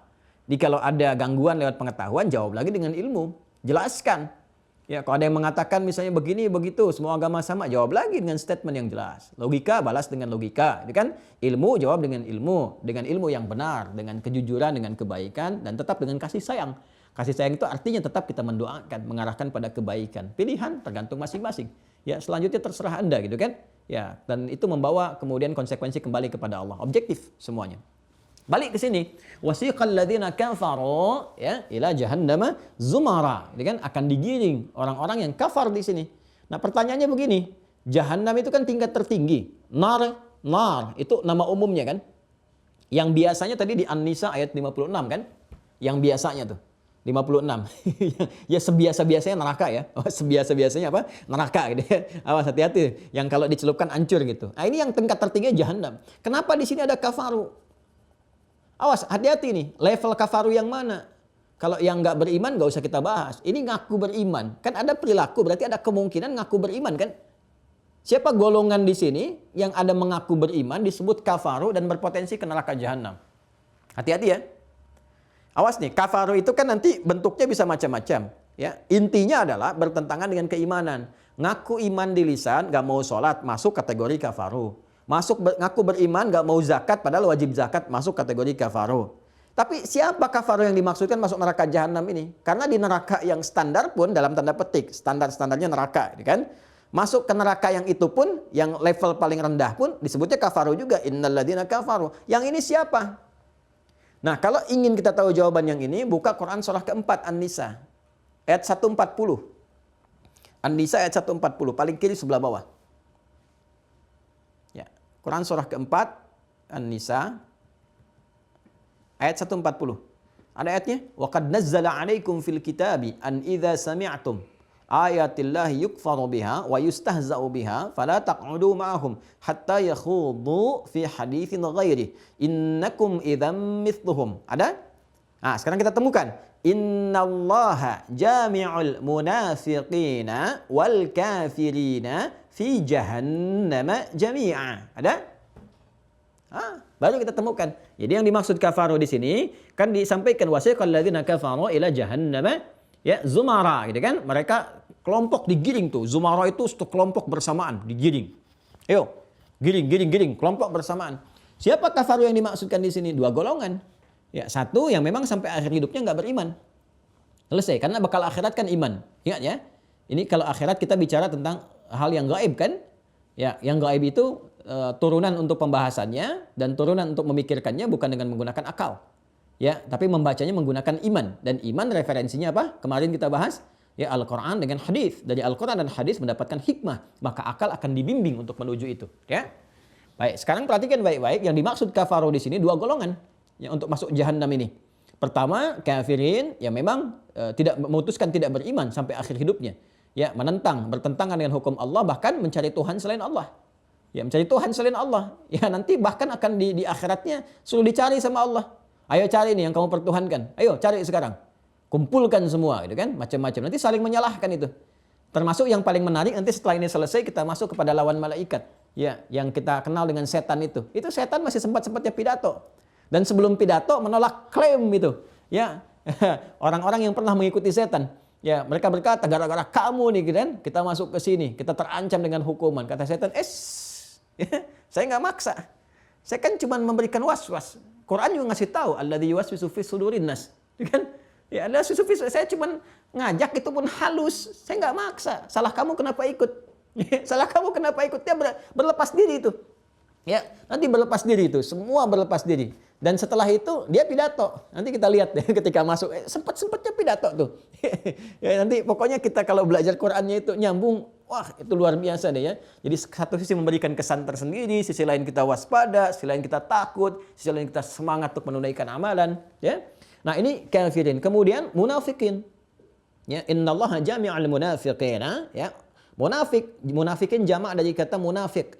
Orang-orang yang kena penyakit nifak, ya. Tadi yang saya katakan, ya, nifak nggak sama kesesuaian antara hati dengan lisannya, ya kan? Apa yang diucapkan dengan apa yang dilakukan dengan apa yang diyakini dalam hatinya itu nggak nyambung semua, nggak nyambung semua. Cirinya satu kata Al-Quran itu. Kalau kamu ingin lihat ciri orang munafik satu, ya ini dirangkum langsung di Quran surah keempat ayat 140. Wa qad nazzala 'alaikum fil kitabi an idza sami'tum ayatillahi yukfaru biha, ya. Dan telah tetap ketentuan dalam Al-Quran kalau Anda mendengar ayat-ayat Allah diingkari, jelas kufur, ya kan? Dia mengingkari ayat-ayat Allah jelas kufur, selesai. Itu masuk kafirin. Wa yustahza'u biha atau mengolok-olok. Nah, ini munafik. Dia yang kufur yang pertama kafirin, yukfaru biha jelas kafirun, ya kan? Wa yustahza'u biha mengolok-olok munafikun. Nah, ini yang suka ngolok-ngolok ajaran agama sendiri. Ya, ngolok-ngolok orang Islamnya yang beribadah, yang taat, tuh kan? Ngolok-ngolok agamanya sendiri, ngolok-ngolok isi dari tuntunan keagamaannya macam-macam. Akan ditemukan. Ya, atau mencoba memalingkan dengan cara yang tidak benar. Jadi padahal dia ngaku muslim, tapi dia kok membawa ajaran yang lain gak sesuai dengan isi-isi pedoman dalam Al-Quran dan hadis.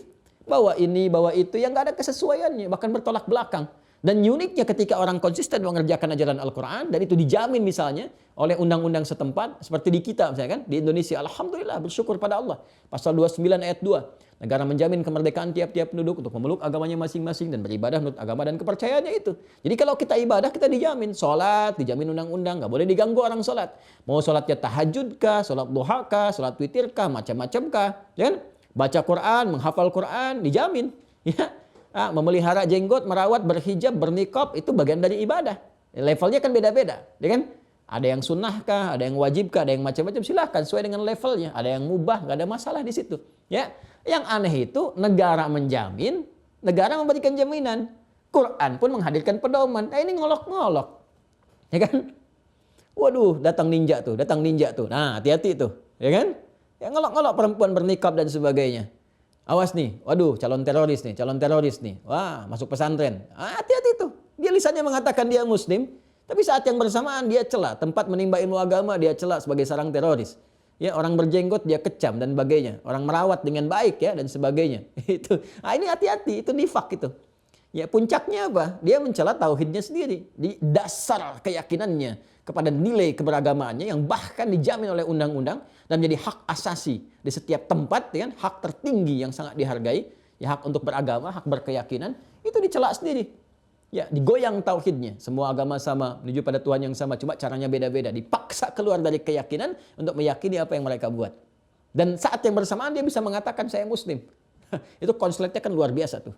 Ya, jadi kalau masih ada pengikutnya, aneh tuh pengikutnya. Ya, kalau listrik konslet itu diperbaiki, ya, bukan dipegangin.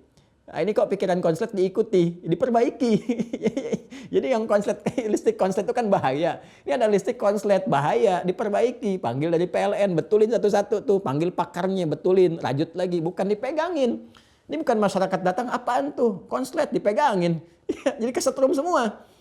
Ya kan? Ya sama pikiran konslet itu, jangan pada diikutin. Kalau diikutin kesetrum semua nantinya. Ini dibikin seminar, bikin stadium general, difasilitasi, ya kena setrum semua. Makanya kata Al-Quran, innakum idzam mithluhum. Semakin lama disimak, mirip-mirip dengan mereka nantinya. Lama-lama ikutan, minimal Anda bela. Ya, itu sudah. Ya, itu nirgelar. Mau pakai kiai, mau pakai buya, ustadz, dokter, profesor. Kalau menyimpang, ya menyimpang. Standarnya udah ada. Jangan diikutin. Ya, kalau ada channelnya, unsubscribe langsung. Jangan pernah disimak, bukunya jangan dilihat, selesai. Tapi Quran mengatakan nggak usah mencela kok. Coba lihat, tunjukkan pada saya ayat mana yang hadir di situ, celak mereka, hinakan mereka, bully, nggak ada. Indah sekali. Quran tidak mengatakan cela, ya hina, bikin nggak usah dicela, karena mencela yang tercela itu buang-buang waktu, buang-buang energi. Perbuatannya sudah dicela, nggak dicela pun tetap tercela. Jadi nggak usah mencela lagi. Cukup tinggalkan aja kata Quran. Fala taqudu ma'hum, jangan sertai mereka. Udah jangan sertai, jangan tonton, jangan lihat macam-macam. Biarkan, serahkan pada pakarnya. Kalau listrik konslet panggil PLN, panggil dia pakar listrik, dia sambungin kembali. Biarkan ulama bicara, tunjukkan yang benar. Setelah itu ikuti kebenarannya. Innakum idzam mithluhum, kalau Anda terbuai diikuti fasilitasi, ikut nanti. Kalau sudah ikut masuk golongan, apa golongannya? Munafik, jamaknya munafikun. Kalau munafikun direndahkan pakai jar. Jar, khafad, jadi rendah, turunkan ke bawah, harakatnya kasrah, pecah, hancur. Kasrah itu kan dari kata kasrah, pecah, hancur. Akan dipecahkan, dihancurkan. Makanya Allah rendahkan menggunakan jar di situ. Innallaha jami'ul munafiqin. Nggak diangkat, direndahkan ke bawah. Ya, kalau ngerti bahasa Arab nanti ada jar, ya, khafad, ya, alamatnya kasrah. Ya, kan? Kalau jamak nanti menggunakan ya dan thubutun nun di akhirnya kalau dia mudzakkar salim. Innallaha jami'ul munafiqin, Allah akan kumpulkan orang-orang munafik itu. Kenapa munafik didahulukan dibanding kafar? Ini unik nih. Padahal awalnya wa qad nazzala 'alaikum fil kitabi an idza sami'tum ayati la yukfaru biha, kan kufur dulu kok. Kafirun dulu kan? Ya, setelah itu wa yustahza'u biha, munafikun. Sifat munafiknya yustahza, mengolok-olok, merendahkan. Tapi ketika dimasukkan neraka jahanam, munafik didahulukan. Innallaha jami'ul munafiqin. Munafiknya dulu baru wal kafirin. Jadi kalau tadi digiring, yang dimaksudkan di sini, wasiqal ladzina kafaru ila jahannam zumara, Quran surah ke-39 ayat 71, ya akan digiring tuh kan? Ya, orang-orang yang kufur menggunakan kata kafaru, yang dimaksud di sini munafik dengan orang kafir. Kenapa orang munafik didahulukan dibandingkan dengan orang kafir? Karena kecamannya tinggi. Orang kafir memang nggak beriman, nggak ngaku beriman. Ini kita bicara akhirat ya. Ya, bukan bicara dunia, ini kita sedang bahas Quran dalam konteks keimanan kita. Ya kalau kita mau bandingkan diskusi ya sah-sah saja, silakan, nggak ada masalah. Ini terbuka ya. Jadi kita bahas, ini konteksnya sedang membahas Al-Quran. Ya kan, dan dijamin oleh undang-undang nih. Kita sedang ibadah untuk penguatan akidah. Ya kan? Di kepercayaan lain mungkin ada konsepsi berbeda, silahkan, kita menghormati. Toh pada akhirnya pembuktian konsepsi apa yang benar, ya kan? Ya, ini ya. Jadi di sini ilmiah pembahasan kita. Nah, jadi ketika dibawa nanti kemudian duanya disatukan. Kenapa munafik didahulukan? Innallaha jami'al munafiqin. Karena munafik ini ngaku beriman. Kafir memang sudah nggak beriman. Lawan dari iman kan kufur. Emang udah nggak beriman. Ya, jadi dalam tanda petik ya wajar gitu kan? Ya wajar karena nggak ada bekal ya. Tapi kalau munafik dia mengatakan saya muslim, saya beriman. Tapi bukan hanya tidak membuktikan iman, dia mengolok-olok orang beriman dan mengolok-olok keyakinannya. Maka dia didahulukan. Kemana digiringnya? Ila jahannam jami'a, neraka jahanam. Ya. Bahkan nanti begitu kufur dilempar, yang kafir dilempar, ya munafik dilempar, dipastikan diperintahkan ya kepada penjaga neraka. Yang munafik itu lemparnya ketika dilempar mesti masuk sampai ke arak yang paling dalam, ya. Ya, kalau kita ke keraknya, ke yang paling dasarnya di neraka. Ya, makanya kalau kita buka teruskan An-Nisa'nya ya, sampai ke 142, 143, ya kita akan temukan nanti di akhirnya innal munafiqina fid darkil asfali minan nar. Ya. Kan 142-nya innal munafiqina yukhadi'una Allah wa huwa khadi'uhum. Ada kan ya? Ya, kemudian terus sampai ke bawahnya, ya di situ nanti ada innal munafiqina fid darkil asfali minan nar. Ya, orang-orang munafik itu tempat terbawah, kerak neraka. Jadi kalau dilemparkan tuh orang munafik tuh diperintahkan oleh Allah kepada penjaga, ya, kepada malaikat penjaga di neraka itu, pastikan sampai ke dasar neraka yang paling bawah dan jahanam. Jahanam, bukan yang biasa. Nah, jadi kalau dilemparkan urutannya tuh biasa, jahim, jahanam. Yang paling bawahnya. Jelas ya? Nah, sekarang belum ketemu nih penjaganya. Yuk kita teruskan. Saya teruskan. Hatta idza ja'uha futihat abwabuha. Tadi kan digiring nih. Orang munafik, orang kafir dan sebagainya digiring nih. Sampai ke depan pintu neraka. Tadi kan saya katakan tempat yang disiapkan kan neraka, ya, tempat disiapkan makhzan. Penjaganya disebut khazin, ya kan? Kan? Kemudian kalau banyak disebut khazanah kan? Khazanah. Karena neraka kan tadi saya sebutkan ada level yang standar, standar neraka. Standar, ya kan? Kemudian ada yang sedang-sedang, jahim, ya kan? Nar, standar, jahim, ada yang paling dahsyat jahanam. Ya, bahkan terus tuh levelnya, level tuh. Ya, kayak keripik pedas gitu kan, pedasnya makin tinggi makin levelnya terus makin dahsyat sampai ke bawahnya. Berarti penjaganya pun, ya, pintunya pun bukan satu kan, mesti banyak kan.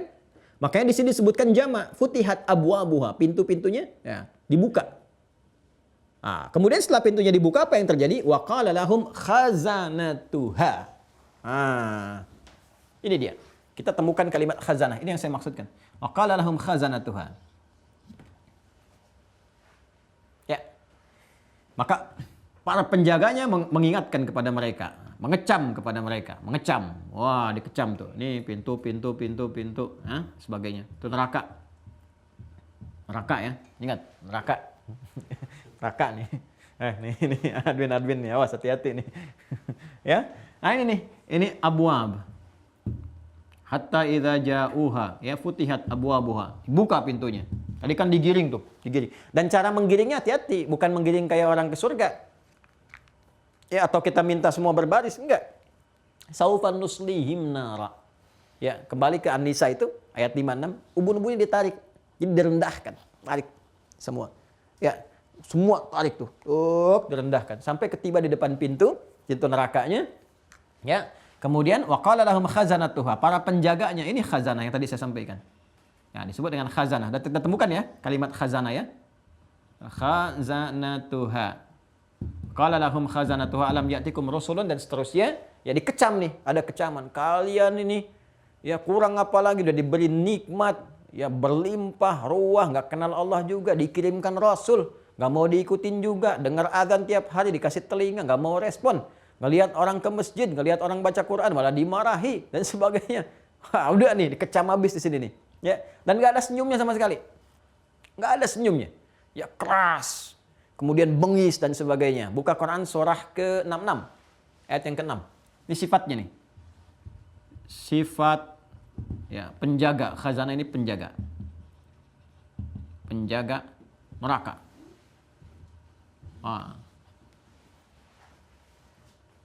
Ya ayyuhalladzina amanu qu anfusakum, Quran surah 66 At-Tahrim ayat 6. Teruskan, hei orang-orang yang telah beriman, jaga imanmu dengan baik, ya, tingkatkan ibadah, jaga baik-baik iman itu. Kenapa? Ya, karena akhirat lebih dahsyat. Iman itu bekal akhirat. Ya, akhirat lebih dahsyat daripada dunia. Jaga baik-baik, jaga baik-baik. Jangan sampai nanti ketegangan itu berakhir dengan nestapa, dengan sengsara. Ya, perbaiki imanmu. Ku anfusakum wa ahlikum, jaga diri dan keluargamu. Ya, ini keluarga itu disertakan supaya kita ingat-ingat betul. Ya, disertakan kepada kita. Seperti kita jaga keluarga saat di dunia. Kan kita nggak mau keluarga kita dicela orang. Ya, kita kan merasa sedih kalau manggil-manggil, sedang sakit aja kita perhatiannya luar biasa. Anak sakit perhatian luar biasa. Itu kan? Anak kesakitan kita luar biasa selamatkan macam-macam. Nah, sekarang kalau udah berpisah di akhirat lebih dahsyat lagi. Ya, saya cuma bilang begini Bu, ya maaf ya Bu ya Pak ya.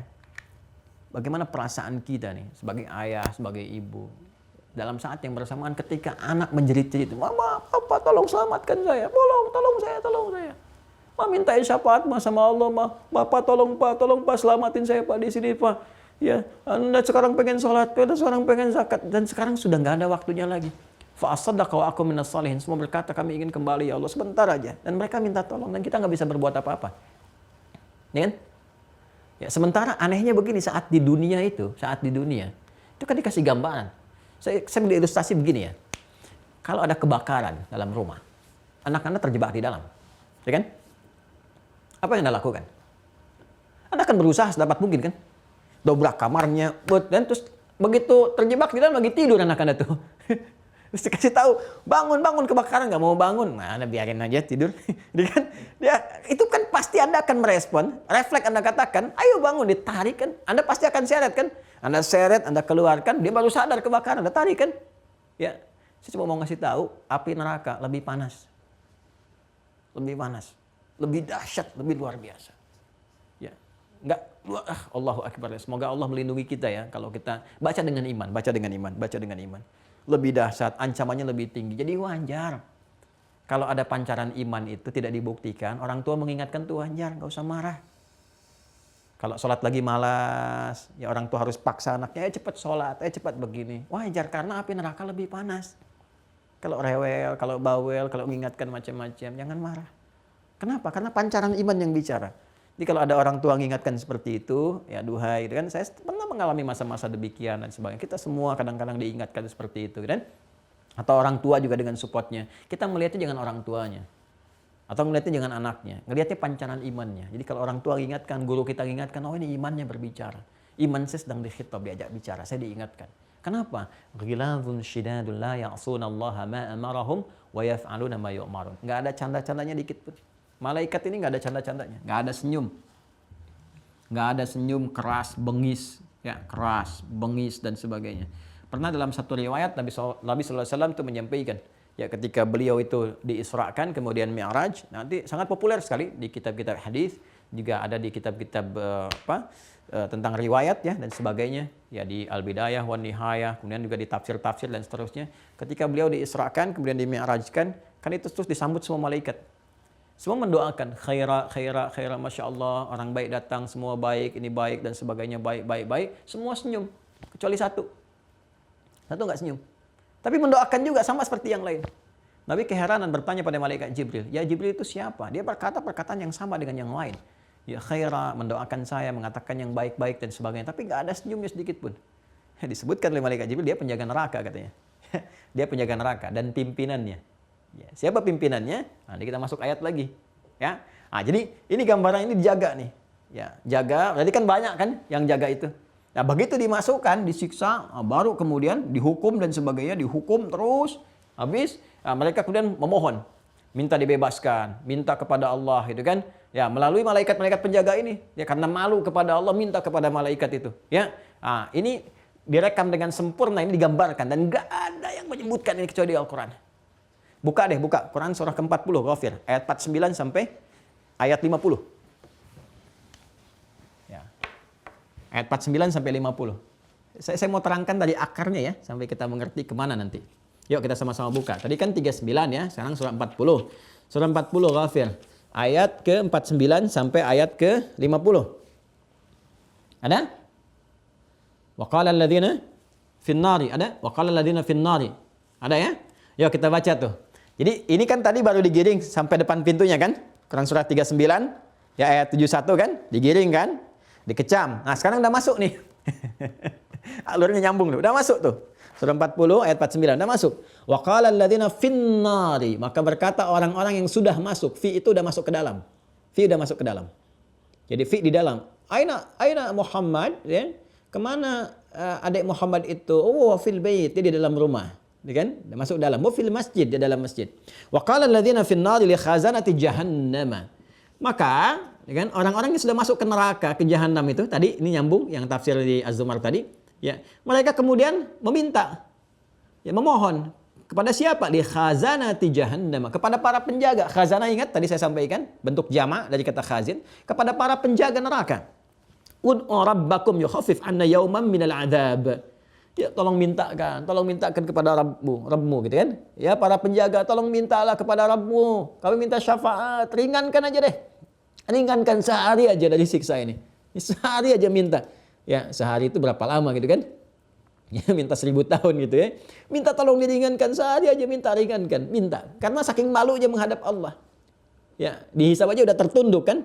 Wa yad'u thubura, mereka mengatakan, wah udah menghitam. Swaddat wujuhum. Di Quran surah Ali Imran itu kan, kalau kita baca terus dari ayat 105 terus itu kan sampai 109 paling kanan dari tengah sampai dengan ke bawah ya. Ya. Yauma tabyaddu wujuhum wa taswaddu wujuh. Pada hari-hari ada wajah yang kemudian memutih gembira bersinar, ada yang menghitam. Jadi wajah udah menghitam, udah malu tunduk, udah nerima kitab di belakang punggungnya, wa yad'u thubura dan mengatakan celaka. Fa amman utiya kitabahu wara'a dhahri, ya. Kemudian siapa yang diberikan kitabnya di belakang punggungnya, lalu dia mengatakan celaka, saya celaka, udah malu, nggak bisa natap Allah lagi, takut dia. Maka ketika dimasukkan ke neraka pun dia minta kepada penjaganya yang dia rasakan ini mungkin bisa memohonkan kepada Allah karena kami sudah nggak sanggup, malu kami. Ya, kata mereka, bukan kita ya. Mereka berkata, malu. Sudah mereka minta, tolong mohonkan kepada Rabbmu. Hai para penjaga kita, yukhafif anna yawman minal adzab. Saya aja ringankan azab untuk kami. Ya, maka mencoba meminta, nggak ada yang respon. Kenapa? Karena tugas mereka menghukum, bukan mengajukan proposal permintaan. Jadi malaikat tuh begitu, disuruh tasbih aja, disuruh tahmid aja, cabut nyawa nyabut, disuruh hukum aja, nggak ada urusan dengan yang lain. Jadi mereka itu tupoksinya, ingat kalimat di Quran surat 66 ayat yang ke-6, la ya'sunallah, nggak akan bermaksiat. Ya, Allah mengatakan ghilazun syidadun, kamu bengis ya, keras, nggak boleh senyum, nggak akan senyum, nggak bisa dicandain. Anda mau masuk surga, ketemu malaikat itu misalnya, cuma nengok dari jauh, Assalamualaikum, surga dulu ya, nggak akan ketawa. Ya, dia mengucapkan selamat aja, tapi nggak ada ketawa-ketawanya. Nanti kalau udah masuk ya, surga maksudnya, kelihatan. Kalau nanti misalnya, kan nanti ada orang-orang di neraka tuh minta cahaya kepada kita insya Allah. Ya, tolong bagi dong cahayanya. Ya, bagi sedikit aja kepada kami. Ya, faktabis iktabis, ya, iktabis itu mengambil sedikit, minta. Ya, faltamisun nura. Ya, mereka ingin berusaha mengambil sebagian dari cahayanya. Minta dong sedikit, kami ingin ngambil dari bagiannya. Nggak bisa. Ya, nggak ada senyum-senyumnya malaikatnya. Itu. Jadi kalaupun dimintakan proposal mereka, nggak bisa. Karena nggak ada tupoksinya. Wa yaf'aluna ma yu'marun. Tugas kami menghukum, bukan ngajuin proposal. Hukum. Maka ketika mereka putus asa dengan para penjaga itu, mereka minta kepada pimpinan penjaga itu. Pimpinannya. Siapa pimpinan mereka? Pindah surah. Surah 43. Ayat 77. 43 Az-Zukhruf. Ayat 77. Saya buka mushaf supaya saya ingin contohkan gitu kepada teman-teman. Ya, kami menghafal tapi kami ingin contohkan. Ayo, kalau kajian bawa mushaf. Lihat ya. Ya, saya juga lihat buka tafsirnya, ada tafsir untuk menunjukkan bahwa apa yang kita sampaikan merujuk pada keilmuan juga yang disampaikan para ulama. Ayat 77. Ada? Wanadau ada? Wanadau ya maliku ada? Ayo, paling kanan agak ke atas sedikit. Wa nadau ya malikul yaqdi alaina rabbuk. Ada? Qala innakum makithun. Nah, setelah mereka putus asa minta kepada para penjaga yang biasa, ya, di pintu-pintu neraka udah disiksa habis di dalam, minta kepada mereka, masih khazanah tuh yang tadi itu khazanah. Sekarang mereka minta pada pimpinannya. Siapa pimpinan dari malaikat penjaga neraka itu? Namanya Malik. Nah, makanya kita kenal istilah Malik kan, malaikat Malik. Awas. Jibril, Mikail, Israfil, Izrail, Munkar, Nakir, hafalan dulu kan? Raqib, Atid, Malik. Ya, siapa Malik di situ? Dia ada ayatnya di Quran. Quran surah 43 ayat 77 kita temukan dari sini. Masya Allah, ketemu malaikat Malik setelah 1,5 jam kita bahas nih. Baru nyampe nih ke Malik nih. Nah, jadi kalau kita nggak bahas begini, kita nggak ngerti kalau ini pimpinan malaikat neraka. Waduh, datang nih Pak Malik nih, pimpinan malaikat neraka nih. Padahal dia auditor misalnya. Ada auditor namanya Malik. Baik, jelas? Wanadau, kemudian mereka setelah putus asa minta sama para penjaga yang umum-umum itu, minta sama pimpinannya. Ini yang dikonfirmasi sama Jibril, yang tadi Nabi Muhammad SAW itu naik, Mi'raj kan, ketemu dengan berbagai malaikat, kan? Ketemu malaikat Malik. Maka malaikat Jibril menyampaikan, yang ini penjaga neraka, ini pimpinannya namanya Malik. Ya? Nah di Al-Quran disebutkan, wanadau ya Maliku. Ya, wanadau, maka mereka kemudian memohon kepada pimpinan dari malaikat itu, penjaga neraka namanya malaikat Malik. Ya Maliku, hai yang memiliki kewenangan, diberikan kewenangan oleh Allah Subhanahu wa taala. Malaikat Malik pimpinannya, liyaqdi alaina rabbuk. Ya kalau memang udah nggak bisa gini, udahlah. Akhiri aja hidup kami, mohonkan kepada Rabbmu. Mintakan kepada Allah, akhiri aja kami ini. Ya, wafatkan aja, matikan aja kami gitu. Liyaqdi, qadha itu artinya menyelesaikan segala hal. Artinya mereka memang udah putus asa dari siksaan saking pedihnya, udah wafat aja, nggak usah dihidupin, nggak apa-apa gitu. Yang penting habis semuanya. Ya. Ah, itu apa jawabannya kemudian? Jawabannya kemudian qala innakum makithun. Ya. Dijawab oleh malaikat Malik bahwa perintah dari Allah kalian itu tinggal, kekal di sini, begitu, nggak ada meninggalnya. Ya, udah begitu aja kalian, siksa-siksa aja sampai habis. Akhirat tuh nggak ada meninggal. Kalau meninggal di dunia. Pokoknya nggak ada meninggal lagi. Kalau udah meninggal selesai kan, nggak ada meninggal lagi. Bisa meninggal 2 kali. Dan malaikat Malik nggak ada canda-candanya. Ya. Ya Malik tolong, apa dul? Nggak ada, masa meninggal 2 kali? Nggak ada begitu. Ya udah, innakum makithun gitu aja, bengis, keras, kejam. Innakum makithun, tinggal kalian situ. Udah gitu aja. Ya. Dan ini kalau kita buka kitab tafsir teman-teman sekalian, ini saya ada kitab tafsir ya, beberapa gitu kan. Ini ada At-Tahrir wa Tanwir juz yang ke-25. Ya, karya Syekh Tahir Ibn Ashur. Ya. At-Tahrir wa Tanwir. Jadi kalau kita dapatkan di sini, ternyata teman-teman sekalian, ini luar biasa nih, ya, luar biasa nih keterangannya nih. Allahu Akbar. Wal qada bimana al imata ka qauli fa wakazahu Musa fa qada alaih. Ya, seperti Quran surah ke 28 Al-Qasas ayat 15 ketika Musa memberi pelajaran kepada kaum yang ngeyel, kemudian tiba-tiba dengan tamparan itu dia meninggal. Qada di sini adalah mewafatkan, minta diwafatkan. Sa'alallahu an yuzila anhum al-haya liyastarihu min ihsasil adzab, ya kan? Wa hum innama sa'alallaha an yumitahum fa ajibu bi annahum makithuna jawaban jami'an li nafyil imatah wa nafyil khuruj fa huwa jawabun qati'un lima qad yas'alunahu min bu'din. Allahu akbar. Ya. Jadi mereka meminta kepada Allah lewat malaikat itu bahwa tolonglah wafatkan aja, kami udah nggak tahan dan sebagainya. Lalu jawabannya apa? Kalian tinggal, nggak ada kematian lagi di sini. Ya, kalau kita nanti buka di riwayat-riwayat lain teman-teman sekalian, di tafsir kalau kita padukan beberapa tafsir yang lain menginformasikan mereka tuh meminta lama kan, malaikat diam. Sampai disebutkan 80 tahun baru terjawab. Diam. Ketika ada perintah dari Allah, innakum makithun, kalian diam. Ya, sudah. Artinya apa? Kekal di dalamnya. Maka di situ kita dapat di kalimat-kalimat penghuni neraka itu kalau nggak ada pernah bekal iman, bukan pelaku maksiat ya, yang memang ada iman dan bermaksiat sehingga harus dibersihkan di neraka, tapi murni karena munafik, ya benar-benar munafik dan kufur, nggak ada iman sama sekali, maka tempatnya khalidina fiha, kekal di dalamnya. Jelas ya? Khalidina fiha. Kecuali ada orang yang pernah kemudian ada iman dalam dirinya, tapi iman itu tertutup oleh kegelapan-kegelapan dari perbuatan maksiat dan kekufuran-kekufuran, keburukan-keburukan, ya kan? Yang pernah muncul dari perbuatan-perbuatan yang menyimpang. Kufur di sini dari perbuatan, bukan kufur akidah. Maka dia akan dibersihkan dulu di neraka ini. Ya, bersih-bersih, namanya bersih tetap neraka juga, gitu kan? Hati-hati, jangan dianggap ringan. Nanti babnya ada di Al-Bukhari. Jadi Kitabul Iman nanti kita temukan di kitab yang kedua, Kitab Badul Wahyi, Kitabul Iman, nanti disebutkan bagaimana mereka kemudian dengan rahmat Allah diangkat dalam keadaan gosong, dimasukkan kemudian ke dalam surga dengan rahmat Allah. Dan hilang seketika apa yang dirasakannya. Jadi ini yang disebut malaikat Malik pertama. Ya, tempat pertama di akhirat nanti disediakan oleh Allah Subhanahu wa taala, disimpan bagi hamba-hambanya yang pertama kufur kepada Allah. Sengaja bahkan mencari Tuhan lain selain Allah, mengkhianati Allah Subhanahu wa taala. Mengkhianati Allah, bahkan ada yang mencela Allah, mengecam Allah. Allah biarin deh, dimaafin selama di dunia, dikasih maaf dalam bentuk itu, dikasih waktu untuk bertaubat. Dibiarkan dulu, biarkan dikasih petunjuk, sayang Allah kasih petunjuk, kasih lagi harta, kasih ini, kasih itu supaya mendekat kepada Allah. Gak mau juga sampai meninggal. Ya sampai nyawa di kerongkongan, baru mengatakan aku yakin beriman pada Tuhannya Musa dan Harun. Ya, kemarin kemana aja? Setelah nyawa di kerongkongan baru mengatakan demikian. Meninggal, selesai. Ancaman tinggi. Ya, maka yang seperti itu termasuk orang munafik, tempatnya di neraka, disiapkan. Pimpinan penjaganya disebut apa? Malik. Jadi Malik itu adalah pimpinan penjaga neraka.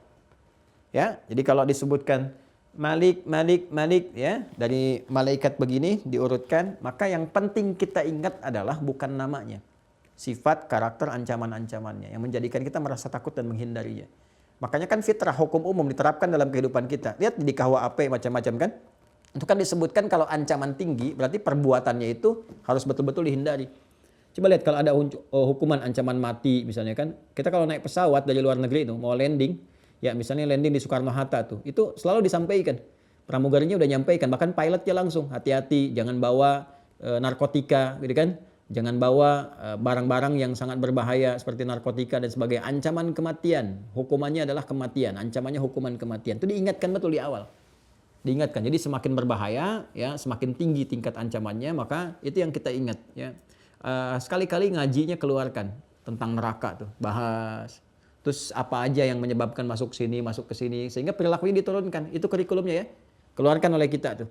Jadi ini perbuatan begini menyebabkan potensi ancamannya neraka ke sini, ancamannya begini. Ini masalah iman ya. Ya kalau akal kayaknya nangkapnya biasa aja, neraka. Tapi kalau iman itu ada dan betul-betul kuat, itu pasti akan memberikan getaran kepada jiwa. Dilatih dengan amal soleh. Nah, sekarang alhamdulillah orang yang tidak mendapati itu semua, ya, kemudian dia terbebas dari neraka, masuknya ke jannah, masuknya ke surga. Sekarang pertanyaannya, siapa malaikat-malaikat yang menjaga di surga? Kan? Ada berapa banyak malaikatnya? Nah, belum selesai itu. Berapa banyak malaikatnya? Ada berapa jenis surganya? Kemudian siapa nama malaikatnya? Apakah Ridwan? Tahu dari mana? Tahu di Al-Quran nggak ditemukan nama malaikatnya Ridwan, ya kan? Nah, di hadis-hadis yang sahih nggak ketemu juga gitu kan? Nah, siapa sebetulnya nama malaikatnya? Seperti apa gambarannya? Kalau ada Ridwan ditemukannya di mana dan sebagainya? Ya, seperti apa sambutan dari malaikat? Nanti dari situ yang terakhir bagaimana menurunkan kurikulum surga ke bumi. Ini pembahasan kadang-kadang nggak nyampe ke sini. Nyampainya cuma diperkenalkan sama malaikat Ridwan, selesai. Ini menurunkan kurikulum surganya bagaimana? Seperti kurikulum menghindari neraka pun diturunkan, kurikulum surga diturunkan. Yang kita kenal kan kalau tanya mau masuk surga, mau. Surga apa? Firdaus. Saya tanya surga Firdaus yang bagaimana? Amalannya apa? Penjaganya siapa? Karakternya ketika masuk bagaimana menyambutnya? Menyiapkannya seperti apa? Nah, ini yang penting kita turunkan. Nah, insya Allah itu kita bahas besok hari. Ya, insya Allah besok kita bahas dengan izin Allah Subhanahu wa Ta'ala. Semoga dimudahkan, dilancarkan, ya, sehingga semuanya dapat terukur dengan baik jadi kurikulum kehidupan kita. Jadi itu kesimpulannya untuk hari ini teman-teman sekalian. Kita dapati bagian akhir kehidupan itu imma di neraka dengan segala tingkatannya sampai yang paling tinggi, paling menyengat itu jahanam. Kita bermohon berlindung kepada Allah sehingga terhindar dari itu semua dan mendoakan saudara-saudari kita yang berkehidupan, ya, yang belum beriman, yang munafik, yang macam-macam, semoga Allah kembalikan dengan hidayah yang terbaik, sadar kembali, kan? Kembali kepada jalan yang benar, kembali beriman dengan baik, ya, kemudian juga beramal saleh, taubat nasuha, dan kita juga dibimbing oleh Allah untuk berlaku baik, konsisten, istiqamah sampai dengan wafat insyaallah dalam keadaan husnul khatimah. Itu yang terpenting. Ya, demikian teman-teman sekalian, terima kasih. Semoga hari ini kita diberkahi oleh Allah Subhanahu wa Ta'ala dan berkehidupan yang baik dalam ridha-Nya. Allahumma taqabbal minna innaka antas sami'ul 'alim wa tub 'alaina innaka antat tawwabur rahim. Allahumma rabbana atina fid dunya hasanah wa fil akhirati hasanah wa qina adzabannar. Alhiqna ya Allah ma'al ladzina an'amta 'alaihim minan nabiyyin was-siddiqin wasyuhada'i was-salihin wa hasuna ulaika rafiqa. Wa sallallahu ala sayyidina Muhammad wa ala alihi wa sahbihi ajma'in. Wa akhiru da'wana subhanakallahumma wa bihamdika nashhadu an la ilaha illa anta nastaghfiruka wa natubu ilaik. Walhamdulillahi rabbil alamin. Assalamualaikum warahmatullahi wabarakatuh.